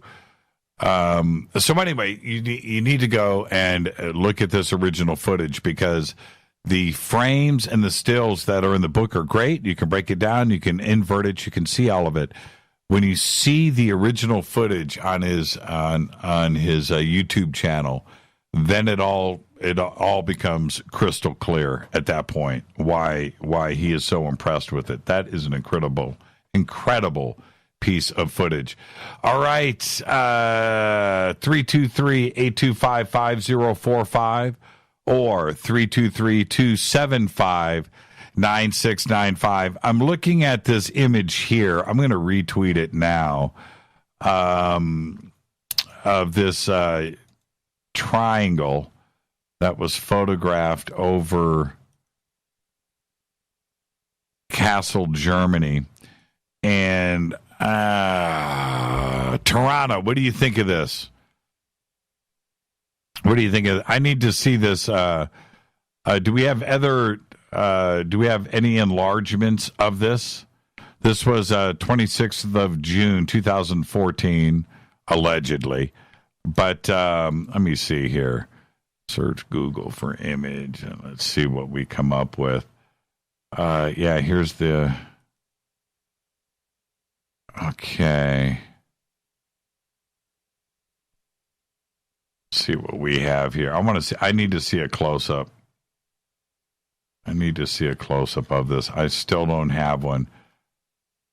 The fact that the person blurred out the face of the kid and didn't get the UFO dead center of the video. Oh, it's a video. Okay. Huh.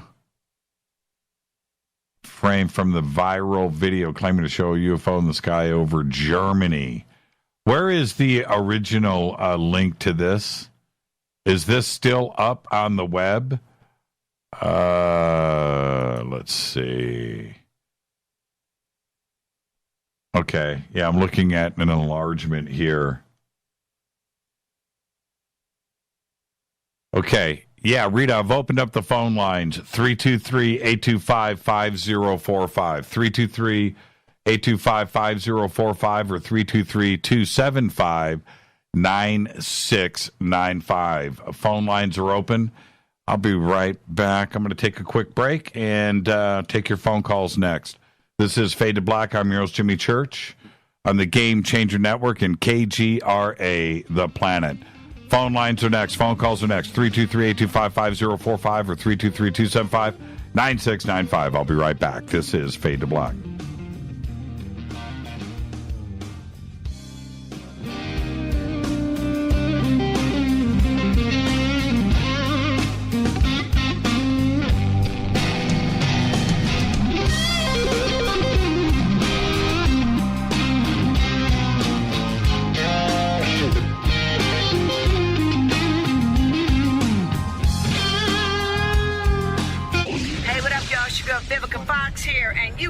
To my boy, Jimmy Church, on JimmyChurchRadio.com. Despite popular opinion, reading a book will not make you smarter. But listening to Jimmy Church will. So you went to dinner last night, you had your favorite pasta. Ugh. Or maybe you had a heavy, spicy meal and it left you. Ugh. GetTheT.com. Maybe you mowed down a huge steak and your plumbing is all plugged. Ugh. GetTheT.com. Our super strength tea will take care of your occasional. Ugh. It's all organic and non-GMO. Get rid of ugh. We have so many great supplements, but our super tea is number one. GetTheT.com. That's GetTheT.com. So, you love talk radio? Then you'll love TalkStreamLive.com. TalkStream Live is always on, 24/7, with the best streaming talk shows. Find your favorite talkers and discover some new ones. It's free, readily available online or on mobile with any smartphone or tablet. Finding your favorite talk shows all in one place has gotten a whole lot easier. Just go to TalkStreamLive.com. Be sure to download the free apps from Google Play or the iTunes App Store.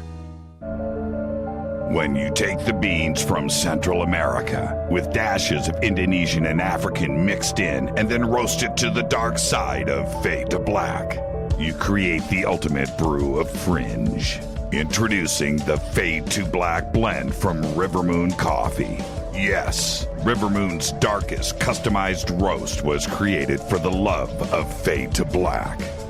The alchemy of masterful roasting and smoking the beans is in every sip of this full-bodied, dark Java. I need my coffee dark, deep, with distinct bittersweet chocolate highlights, just like the bunker. Leaning further into the darkness of the roast is Fade to Black blend from Rivermoon Coffee. Just click on the banner at JimmyChurchRadio.com and use the promo code F2BBLEND for 15% off of your order today. Gobekli Tepe. Hey, can we talk about something serious for a minute? Your age. Getting old has its perks. But remember, being a few years younger You know, your hair was thicker, you didn't have so many wrinkles, that extra weight wasn't haunting you, and you just felt better. Well, we can't turn back the clocks and go back 10 or 15 years, but you can start feeling and looking 10 or 15 years younger with Nature's Youth RSF. It's a doctor-formulated daily supplement that helps your body maintain its peak performance and fight the aging process. Imagine sleeping better, looking better, and feeling better. See how Nature's Youth RSF has helped thousands of people just like you at nature'syouth.com. nature'syouth.com. The holidays are coming. Imagine how it will feel when your family and friends are asking you what you did to look so good. Your secret will be Nature's Youth RSF. It's time to start looking better and feeling better. Learn more and order your Nature's Youth RSF at nature'syouth.com. That's nature'syouth.com. Erica, Brittany, Gabby, and you're listening to JimmyChurchRadio.com. It's not a lifestyle we chose. We were born this way. KGRARadio.com.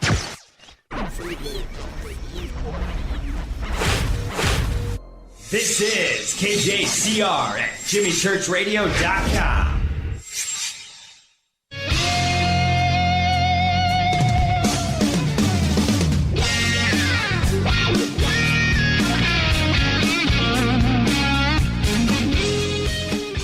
Welcome back, Fade to Black.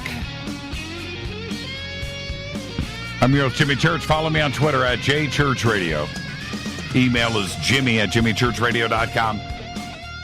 I had to go back and look at some of these images really quick. I didn't want to do it live on the air, but absolutely amazing stuff.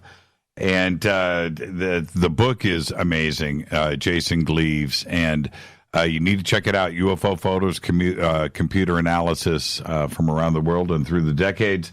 And you can find it on Amazon. I've opened up the phone lines, 323-825-5045 or 323-275-9695. And, I do want to talk about your favorite photograph, the one singular one. We all have, the one or the two. And for me, it's the Rhodes photographs out of Phoenix in 1947. And, of course, the Rex Heflin photographs from Santa Ana, I think, 1965. There are plenty of great images out there over the years, but those are the two that, and they go back to when I was a kid, and I used to always see those photographs in encyclopedias and UFO magazines and books and stuff. So it goes back to my childhood. So with that, let's go to the phones, of course. We can talk about Art Bell and the passing of Art. We can do that. All the breaking news that is going on and the launching of tests. They're guessing that they're going to discover another 2,000 exoplanets in a 2-year period. Think about that. Double, right? Let's go to the phones. Hi, you're live on Fade to Black. Who's calling? Deb from Sacramento. Hi, Deb. How are you? Good, Jimmy. It was a great show with Jason. Really enjoyed it. Yeah, he's great. The book is incredible. Mm-hmm. Well, I think the image that sticks in my mind, because I've seen it so much over the years, is the Battle of Los Angeles. And I think, it's probably extraterrestrial. I bet I know where it came from, though. Where? The underwater base in Malibu. Which is, from where, that's probably, maybe 8 or 10 miles away. It may be closer than that. I would have to look, but it's right next to Santa Monica, where the start of the Battle of Los Angeles kicked off. But very, very close. And they've been talking about, some type of underwater situation there between Catalina and Santa Monica for years and years and years. They've been looking. There's been a lot of underwater activity as well as above the water. So there there could be a connection there. What did you when you see the Battle of Los Angeles photograph? What do you think of? What shape do you see? I always thought it kind of looked like kind of like a diamond. Yeah. I was listening tonight. I didn't have my laptop out. I was listening on my phone, so I didn't get to see the image that he had, perfected. No, we didn't. We didn't post it either. Okay. Yeah, okay. I couldn't pull the images out of the book. Plus, those are his copyrighted images out of a book that was just published, last week. So I don't think it's too kosher to post his best stuff up on YouTube. It's just not cool. But his analysis, the best way that I can describe it, because when I got to that section of the book, I have always in my mind's eye had a black diamond up there. That's what I'd seen, different analysis over the years, always a black diamond shape. The way that he breaks it down here, it ain't even close to that. It's not, I couldn't believe my eyes. And I don't know how to describe it. I don't. You know what? Think of the movie Alien. That organic, smooth, aluminum. Not chrome. That look and feel, right? It's bizarre. It's bizarre. It's organic. It's metallic, and it's like what was the artist's name that did the movie Alien? I always forget his name, but it's got that look. It's got that look. Well, I'm gonna have to get his book. Definitely gonna order it because these images, they sound fascinating, and I want to see them. Yeah. It's really well done. And he breaks it down. Now he'll break hearts too. There's a couple of photographs in there, more than a couple that are very famous. That he clearly does not think they were UFOs. I don't want to give it away. I don't. But one of them I have looked at for years and years and years. And so you've got to get the book. I highly recommend it. I don't do that often, but the book is really good. Did you say if it's the Phoenix Lights? What's that? No. It's a photograph from 1965 or 66. I can tell you this. Well, I mean, no, he does it on a few photographs, but one that comes to mind, it's a color photograph. And you know what? I can't give it away. You got to get the book. It's all right. Just get I the will. book. I don't want you to give it away. Just get the book. Just get the book. Thank you, Deb. Absolutely, Jimmy. Take care. Have a great night. You too. Deb from Sacramento, 323-825-5045 or 323-275-9695. And the reason why, and I like doing this a lot. I do this on the show quite a bit, talking about your favorite UFO photographs. For me, when I go back and I think about my childhood and the way that I went feet first, I remember in elementary school, and I'm talking about third grade, second grade, third grade. So we're talking about 69, 70, 71, 72. And we had moved a couple of times, a couple of Army bases and stuff, and went from Michigan back to Fort Sheridan. And we popped through a few houses. So I had the opportunity to go to a few different schools. And at that time with Star Trek and Lost in Space, which, by the way, we just finished that series, the new Lost in Space, incredible. UFOs were on my mind. And I would go to the library at a new school. First thing, man, I go to the U's and I would look up UFOs and pull out these books. And I'm talking about third grade, fourth grade. And there were pictures in these publications that have stuck with me over the years. One of those pictures, well, a few, but one of those he debunks. And I remember looking at this one particular image, and again, I don't want to give it away. It was color. And I always remember looking at that when I was a kid going, I'm not buying into this. There's something about this image that doesn't feel UFO to me. Okay? You got to buy the book. Hi, you're live on Fade to Black. Who's calling? Hey, Jimmy, this is Karen from Seattle. Hey, Karen, how are you? I'm doing great. One of my favorite topics is going on tonight, photography. I know, right? Love that, right? So I just wanted to make a comment about those the really old photos, the 1800s, early 1900s, especially the ones, the 1800s. That's all glass plate wet photography. Right. There's nothing you're going to do to fake that unless you etch something into a glass plate, which is going to be completely obvious. So what you had to do back then is you would take a glass plate, and in a dark room you would smear this toxic emulsion over the plate, put it in something dark, load it up into like an 8x10 camera, one of those things with the big bellows in the middle of it, and take an image for minutes. That's not, 1/25 of a second at f/16. That's 5 minutes at f/4, and pray nothing moved.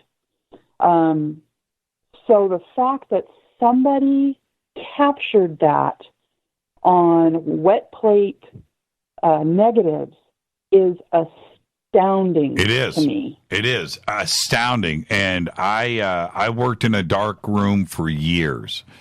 And so when I say, that was my job, right? So I'm in there with a stat camera, and I'm enlarging and half-toning and retouching, and some of our film was 20 by 30 inches, and I had a huge processor right there, and then we would do color imaging too. But I had trays. I had an automatic processor, but I also had trays with a developer in it, and hanging stuff, just like you see in the movies, right, with the red light and all of that, right? And so when we are, I understand what a negative is, and how you can really, you try to touch up a negative, you scratch it, you're done, right? If anything that is outside of the original image, it is so obvious. It is just, especially with my eyes.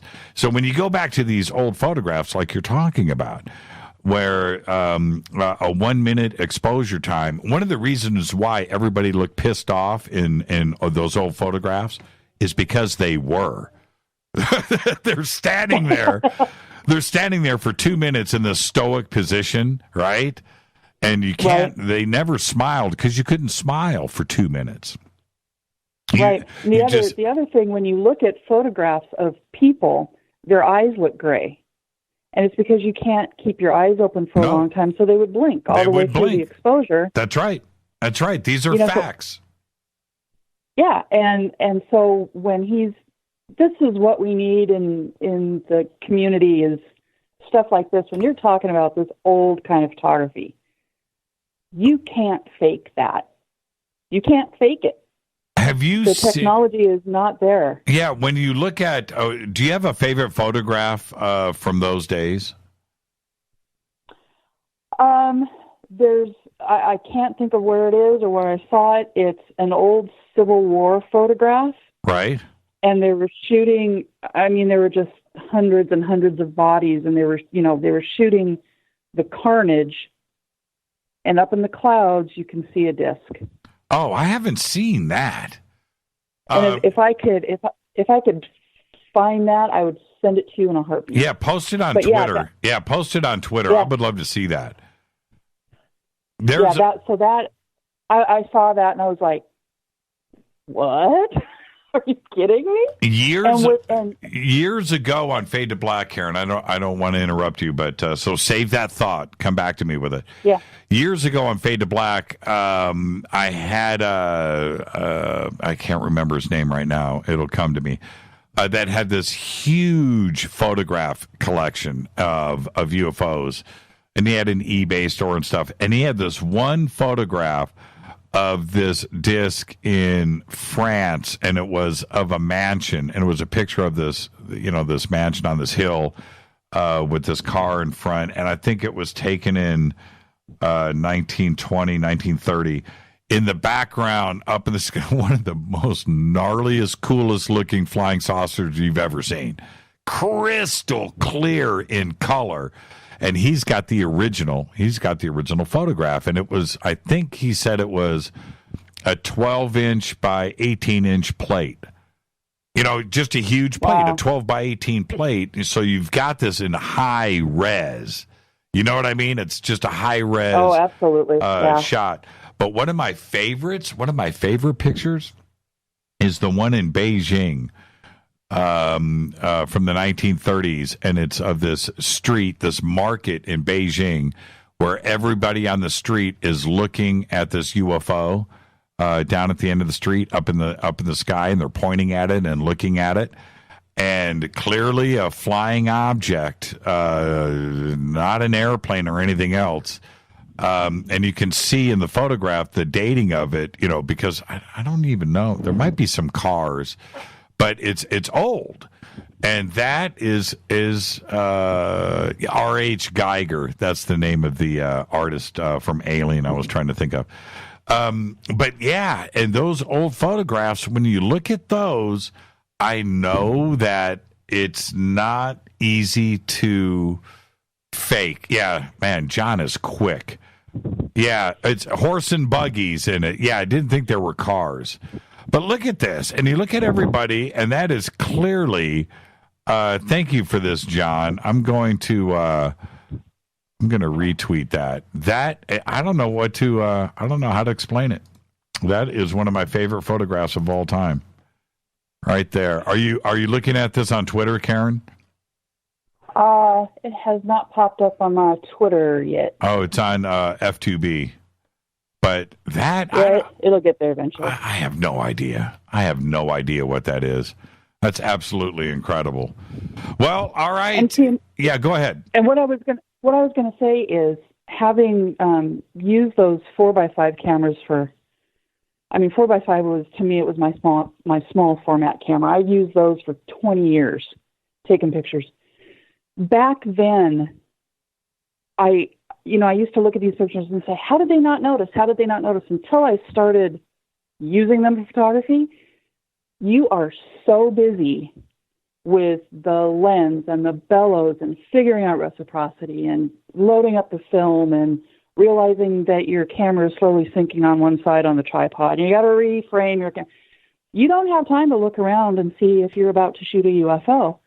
And you get in the dark room, I can only imagine. Well, what kind of stupid bird is that? It just ruined my shot. Right. And so these guys probably took these glass plates and broke them because you can't reuse them. And I just think, what kind of evidence must they have destroyed in a fit of anger because something in the cloud flew across at the wrong time? Yeah. And they never thought about E.T. They never thought about some anomaly, something really cool that they captured the moment. Instead, the plate was ruined and they're done. They can't, whoever the customer was, now they can't sell it. Nobody wants some blemish in, right? So that, in the garbage it goes. Or, they reuse the glass plates. They clean it off and put fresh emulsion on it and then shoot another image. Yeah, but you can only do that if it's wet, because once it processed through, the image would actually, the acids would etch down into the surface of the glass. Right. And so your plate was gone if it went all the way through to dry. Oh, I'm looking at the Civil War pic that I think you're talking about. Yeah, that's pretty interesting. John just posted it. Is it the one with a hotel in the picture? No, the one that I was talking about had there was a wagon, like a meat wagon, body wagon, and then there are dead bodies everywhere, and the turf is all blown up from cannon fire, and it's a horrible image. It's a horrible image. And right up in the clouds is a UFO. Yeah, not this. That's not this image. Okay, you got to love the Fadernauts. They are so quick. I love them. So I know, right? Oh, thank you so much, Karen, for the phone call. And I really enjoy speaking with somebody that understands photography and what the processes are, because today nobody knows. It's a digital world. It's a digital world. I am so glad that I had the experience of a light table and opaque paint and jeweler's loops and magnifiers and a dark room and boxes of film and doing what I did, because I understand exactly the process, and that's it. And nobody understands that today. I enjoy the ability to have a digital camera of high res megapixels on your cell phone and be able to go out there and capture moments all day long. I totally get that. But and it's getting better, and it's getting better. But there is nothing like film, and film does not lie. And if you try to alter a negative, you ruin it. That's it. You can't retake the photograph. So the negative is damaged forever. And so when you go back and you manipulate with a paintbrush or airbrush, there were some guys and gals that were really good at doing it, but you could always tell. I can always tell in airbrush. Yeah. There was that edge. There was always that edge. Yeah. I 4 years of college, and every single quarter included a retouch class. And you go from, just trying to touch out dots to actually trying to carve something into the emulsion without ruining everything. Right. And, and so for years and years and years, I retouched. And you can make flaws go away, but you can't add anything in. You can't. You cannot do that. And I got really good with an X-Acto knife and emulsion. Right. And I could go in and, you're right. Especially with a negative and removing a dot or removing a piece of hair. You can do that and get away with it. Or paint over with opaque paint and remove hair or remove dust and dots.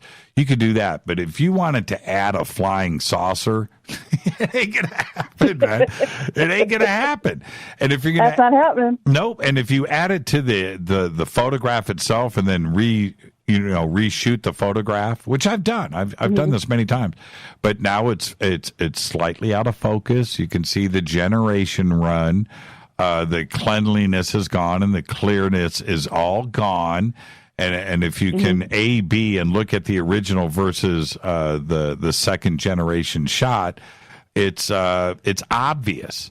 So I love these first generation photographs. I just love it, and I look at it, and it looks natural to me, and that's it. But today, most don't understand what the processes were that you had to go through back then to fake something. It was hard. It was hard. Nearly impossible. Yeah, nearly impossible to fake. Karen, thank you for the phone call. Great phone call. Hey, thank you. Have a great night. We'll see you tomorrow night. You too. Bye. Bye. And I can't be any more clear than that. My experience, I spent years in the darkroom. Years. I spent years in Indianapolis in darkrooms all over that city. Memphis, California. It's what I did. My job was to photograph stat camera, other images, and touch them up and prep things for production, whether it was magazines, whether it was something like for manufacture, whatever. That was my gig. That was my job. So when you go through that and you spend so many years dealing with chemicals and film and cameras and red light, no light, and full color stuff. You understand the processes and how you can screw something up. And once you screw it up, you can't get it back. It's a very, very hard thing to do. So I think, in my opinion, the old days, those are the best photographs. The ones that just weren't digitally manipulated. Let's go to the phones. Hi, you're live on Fade to Black. Hello, Mr. Jimmy Church. My man. My man. I'm doing great, man. And how are you, Steve? Oh, I feel much better, Jimmy. I want to apologize for the last time I called in. I did not realize how terrible I sounded. Why did you sound terrible? Jimmy, believe it or not, I had this horrible sinus infection it was better than a week, and I hate doctors, okay? Right, Jimmy? Right. Can I repeat? Yep, I hate doctors. All right. Okay. I Nothing against them, just do not go. And I just followed it for a week, and finally just said, man, I've got to break down and go to the doctor. And come to find out, I had walking pneumonia. You had walking pneumonia, and you called in to Fade to Black. Yeah. That's funny. I had walking pneumonia, and had it for, the doctor said I probably had it for about 3 weeks. Can I say this? Yes. Normally you are clear, you're concise with your thoughts, you make your points. That night you sounded like you took stupid pills. You took a couple stupid pills. Were you on stupid pills, or you didn't get those yet? Yeah, I'd started taking some antibiotics, but I didn't think it was stupid yet. But I guess that's what stupid pills does. You don't think you're stupid yet. So what did you do? Did you go back and listen to the show and go, man? Oh, yeah. Man. I was like, what in the world was I smoking? But it's all right, man. It's all right. I honestly thought that you had a cold. I didn't think you just sounded like you were tired. You had worked all day, and you probably weren't feeling too well, and so I enjoyed it. I said, okay, man, Steve, what's on your mind? So there you go. What's your favorite UFO photograph of all time, Steve?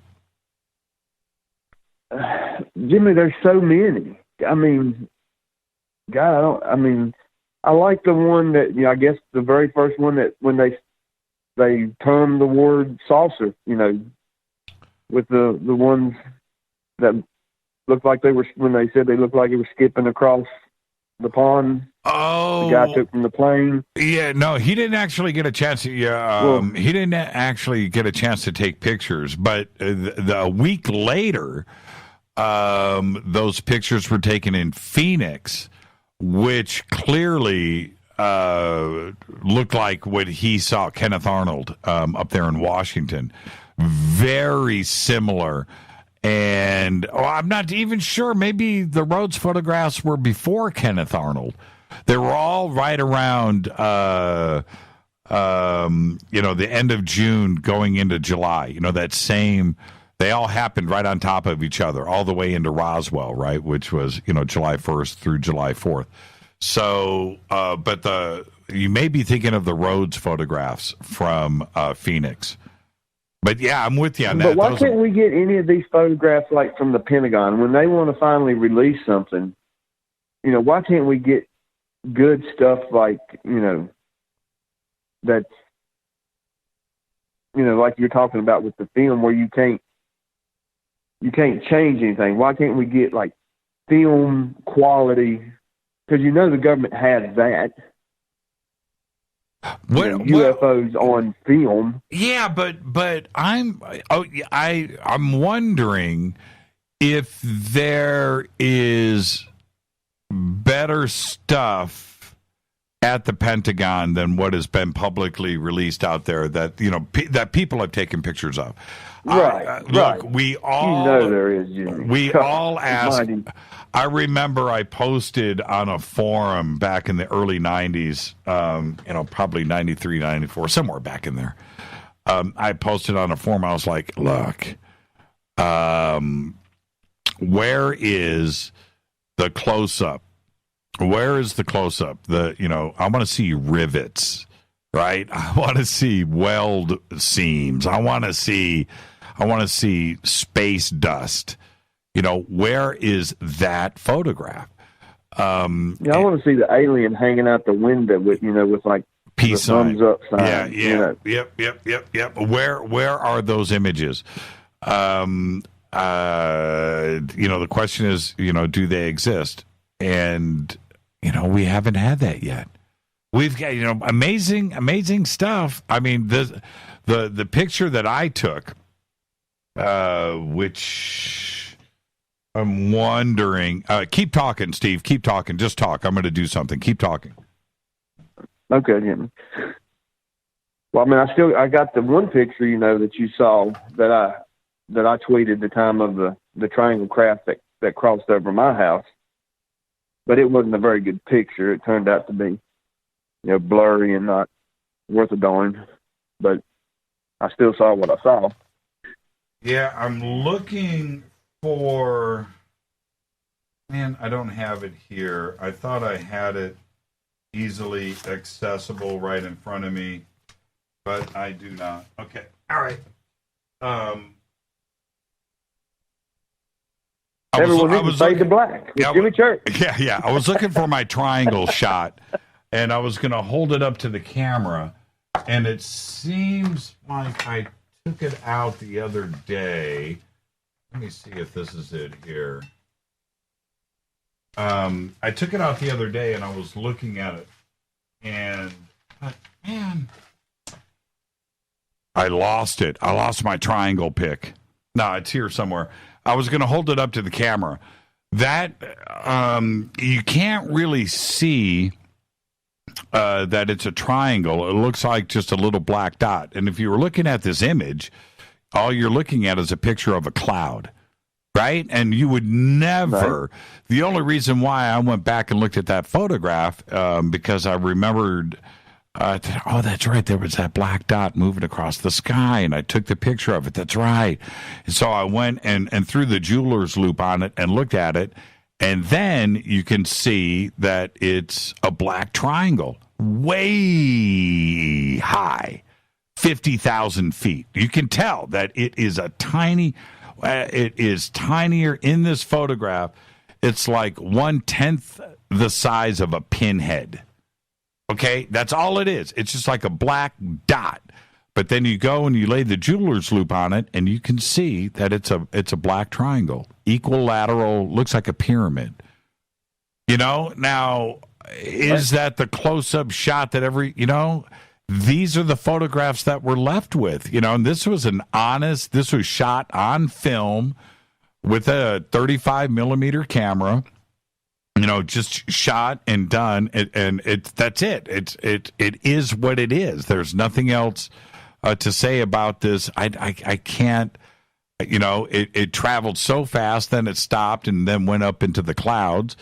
I couldn't get off a second shot. It happened so quick, so I had to wind the film, right? And so I think I had to wind the film. I can't remember why I didn't take a second shot. I pulled the camera down to look because it was moving so fast. That's what it was. And then it stopped and then went up into the clouds. So there was no opportunity it just happened for a few seconds. There was no opportunity for me to take a second shot. But the one shot that I do have is this. Is it an up close thing? No. And it makes you wonder what the Pentagon and the CIA is sitting on because they got the good stuff. Oh, they got the good stuff, Jimmy, and they've got so much of it. It's not like they've got one little folder, that's got 15 images in it. I mean, they've got thousands upon thousands upon thousands of images, Jimmy. They do. I mean, I would hate to say just the just the images alone that they have from NASA, from the International Space Station, is thousands upon thousands. And you think about what Gary McKinnon said, right? That it started to download the image, and he could see it was like a battle cruiser, out in orbit around the Earth, and the way that he described it, before they pulled the plug and busted him, somebody came on the screen and the mouse started moving and they closed the screen down. But that was a NASA. That's what's going to be so amazing, Jimmy, when we finally get this, when this finally breaks and we can finally get some of this, the truth out there, and to really see some of the magnificent crafts that have been built. It's going to be mind blowing. Absolutely. I mean, we're just missing out. That's what really fatigues me off so much, is we're just missing out, on so much, Steve, that's why you center me. You center me. Behave and be well. We got Jason Quitt on tomorrow night. I'll see you right here. Jim, as always, brother. Thanks for the time. Steve Bunker right there. Hi, you're live on Fade to Black. Who's calling? Hi there, Jimmy. It's Mark from Australia. I know you've got another Mark, but this is a separate Mark. Just talking about photographic techniques, I'm sort of pro-UFO, but just to be devil's advocate for a second, it's not entirely accurate to say that old photographs can't fake, UFOs and other special effects. Oh, absolutely. Hollywood. Yeah, I realize that. There could be ways, but you're right. You're right about that, but I had to jump in and interrupt you rudely. Okay, so go ahead. Continue. I think what you're getting at, which is accurate, totally accurate, which you're talking about post-production. If you take an original photo and then try to manipulate it, it's really difficult. But what these, Hollywood, for instance, in the 30s and the 40s, they were doing all forced perspective and glass matte paintings and stuff like that, holding it in front of the lens. Right. And I think, wasn't Billy Myers, wasn't he famous for, being accused of, tossing things up in the air? I mean, I could take something off my desk and go outside and toss it up in the air and take a photo of it, and the original negative then would have this strange object, who knows what it is. You wouldn't know whether it was at 10,000 feet, 5,000 feet. Right. If there's nothing to play it against and focus-wise and all that sort of stuff. So I just wanted to throw that in, that way back there would be many ways if people wanted to fake something, and then you're really left up in the air. But what you were saying was accurate. Once you get into the post-production side of things, it's so much more tricky to you screw it up. You're going to screw it up before you do something cool, guaranteed. But you're right about one thing. How many thousands of kids around the world got their dad's camera, pulled the hubcap off of the Ford LTD, and went out in the front yard and were throwing that thing like a Frisbee, right? And taking pictures of it. I get that. And you have a perfect UFO photograph at that point. Yeah. And look, even that applies today. I mean, even when I had a sort of a UFO sighting and stuff, and if someone said to me, look, how high was that? Or how big was that? Even I listen to pilots, and they're really fantastic trained observers, and they would struggle to say how big, if you've got no point of reference. You know what I mean? Mm-hmm. So that applies into photography as well. If you've got no real point of reference, and you have to look at, focus and all that. But if you're looking at something up in the sky, you're thinking, well, is that the size of a firefly right in front of my face, or is that a gigantic mothership 10 miles away? It is difficult. So I tell you what I want to see, speaking of photographic evidence, what I want to see is the gun camera footage from David Fravor's jet when he engaged that Tic Tac UFO. We haven't seen any of that. Where's that footage? Because that would be the one. He engaged it, he circled around it, and that footage hasn't been released. So, and he's never. I know. He's never said if that footage exists or not. But I tell you what, Jimmy, just to add something to that, if you read To the Stars Academy webpage, there is an interview with a young pilot who was on that particular mission, and he was in the second plane. Right. And there's an extensive interview with him, and he's not identified. And he says that when they got back to the ship, to the Nimitz, there was a lot of ridicule and people were making fun of them and all that sort of stuff. And David Fravor he said David Fravor made a copy onto CD of the footage that we shot. And he made a copy because he didn't want to be, accused down the line of, something where there was no evidence, where it suddenly disappeared. He actually says that. It's on there To the Stars Academy that Fravor made a copy. And then the fact that the German production company then made a documentary the next year with Fravor involved in the Middle East, and that German company is the one where that footage, that original Tic Tac footage, although it was taken from the two other planes a little bit later in that mission, that appeared online. It's pretty obvious to me that Fravor is the one who leaked that, because he made the copy of it. So when people say, how does that turn up on a German production company website in 2006 or whatever? Well, the pilot on the To the Stars Academy interview, if you go to their page and read the case report, he says Fravor makes a copy.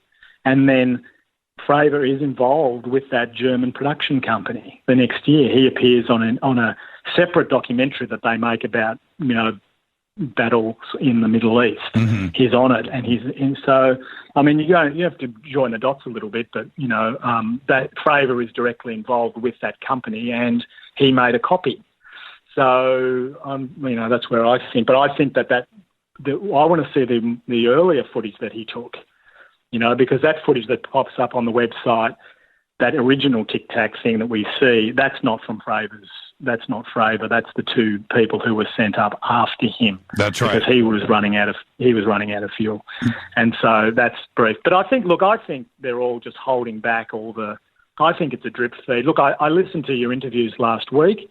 Danny Sheen, fantastic. That was just such a fantastic 2 hours. Must listen. I don't agree with everything, but I thought that was fantastic. John Greenwald was another fantastic interview, but I would just say that the overriding theme that came out of John Greenwald's interview with you and him was confusion. You were both saying it's very confusing about the paper trail, doesn't seem to add up, and how does To the Stars and, Elizondo and all that sort of stuff. To me, it makes perfect sense that there's confusion, because to me, To the Stars is a propaganda arm, and the propaganda arm of a faction within the government that wants to get this out. And all you have to do is go and listen to DeLong way back when he was interviewed on George Knapp, when he was interviewed on Joe Rogan. He says, I'm approached by people within the government who are all pro this, and then we want to set up a propaganda thing, and I'm going to do movies and things to educate the people. And so what happens in that situation is you have a pro-faction, and they set up a separate arm to do this. Now, one of the two key things you have to do if you want to set up a propaganda arm or something that's connected is you have to, be credible. So you have to put credible people into it, which they've done. But the second thing you have to do is have distance. They're not part of us. We don't know who we're confused. Oh, they're calling themselves this. We don't know. Blah, blah. You have to have distance. I mean, you've seen enough spy movies, Jimmy, where there's a spy out in the middle of Siberia, and the main organisation says to that spy, if everything turns to crap, you're on your own. We don't know you. You know what I mean? And I think that's what To the Stars is. They are their propaganda arm. And if John Greenwald is trying to join the dots and connect them and say, well, it doesn't make sense, I think that's all part of the deal. The official government agency or the pro-faction, they have to keep them separate while feeding them the propaganda in drip feed to let them release it. And what I think has happened since the December 16 release in the New York Times is that there will be an anti-faction within the government, and that anti-faction would have kicked back very strongly. And that's why there's been a stall, because I think the anti are now fighting, the Empire Strikes Back. But one other thing for your listeners is you're also wondering about Leslie Kean. Mark, you need to go to a break or something? No, yeah. I got to end the show 45 seconds ago. But I'll give you 10 seconds. 10 seconds. Leslie Kean, in a podcast with Alessandro Rojas, January 16, said she's working on the materials article, and Ralph Blumenthal is working on the experiences article. There you go. I look forward to it. And when it comes out, call us back. We'll talk more. Thanks, Jimmy. Thank you, Mark. Great phone call. Mark from Australia. That's not Mark Tirana, apparently. I forgot to ask what city he was in, but we'll get that on another show. Maybe Thursday night we'll have Mark call back in. It's Fade to Black. I got to get out of here. Fade to Black's executive producers, Rita Camarion. Shows produced by Hilton J. Palm, Renee, Dennis, and Bob. Announcers are Steve Harder, Gene Vitoa, Mark D. Kovar. Webmaster, Drew the Geek. Music, Doug Aldrich. Intro, Spaceboy. SpaceboyMusic.com. Fade to Black is produced by KJCR for the Game Changer Network. Syndication is KGRA, The Planet. Is broadcast owned and copyrighted 2018. Fade to Black and the Game Changer Network cannot be rebroadcast, downloaded, copied, or used anywhere in the known universe without written permission from Fade to Black or the Game Changer Network.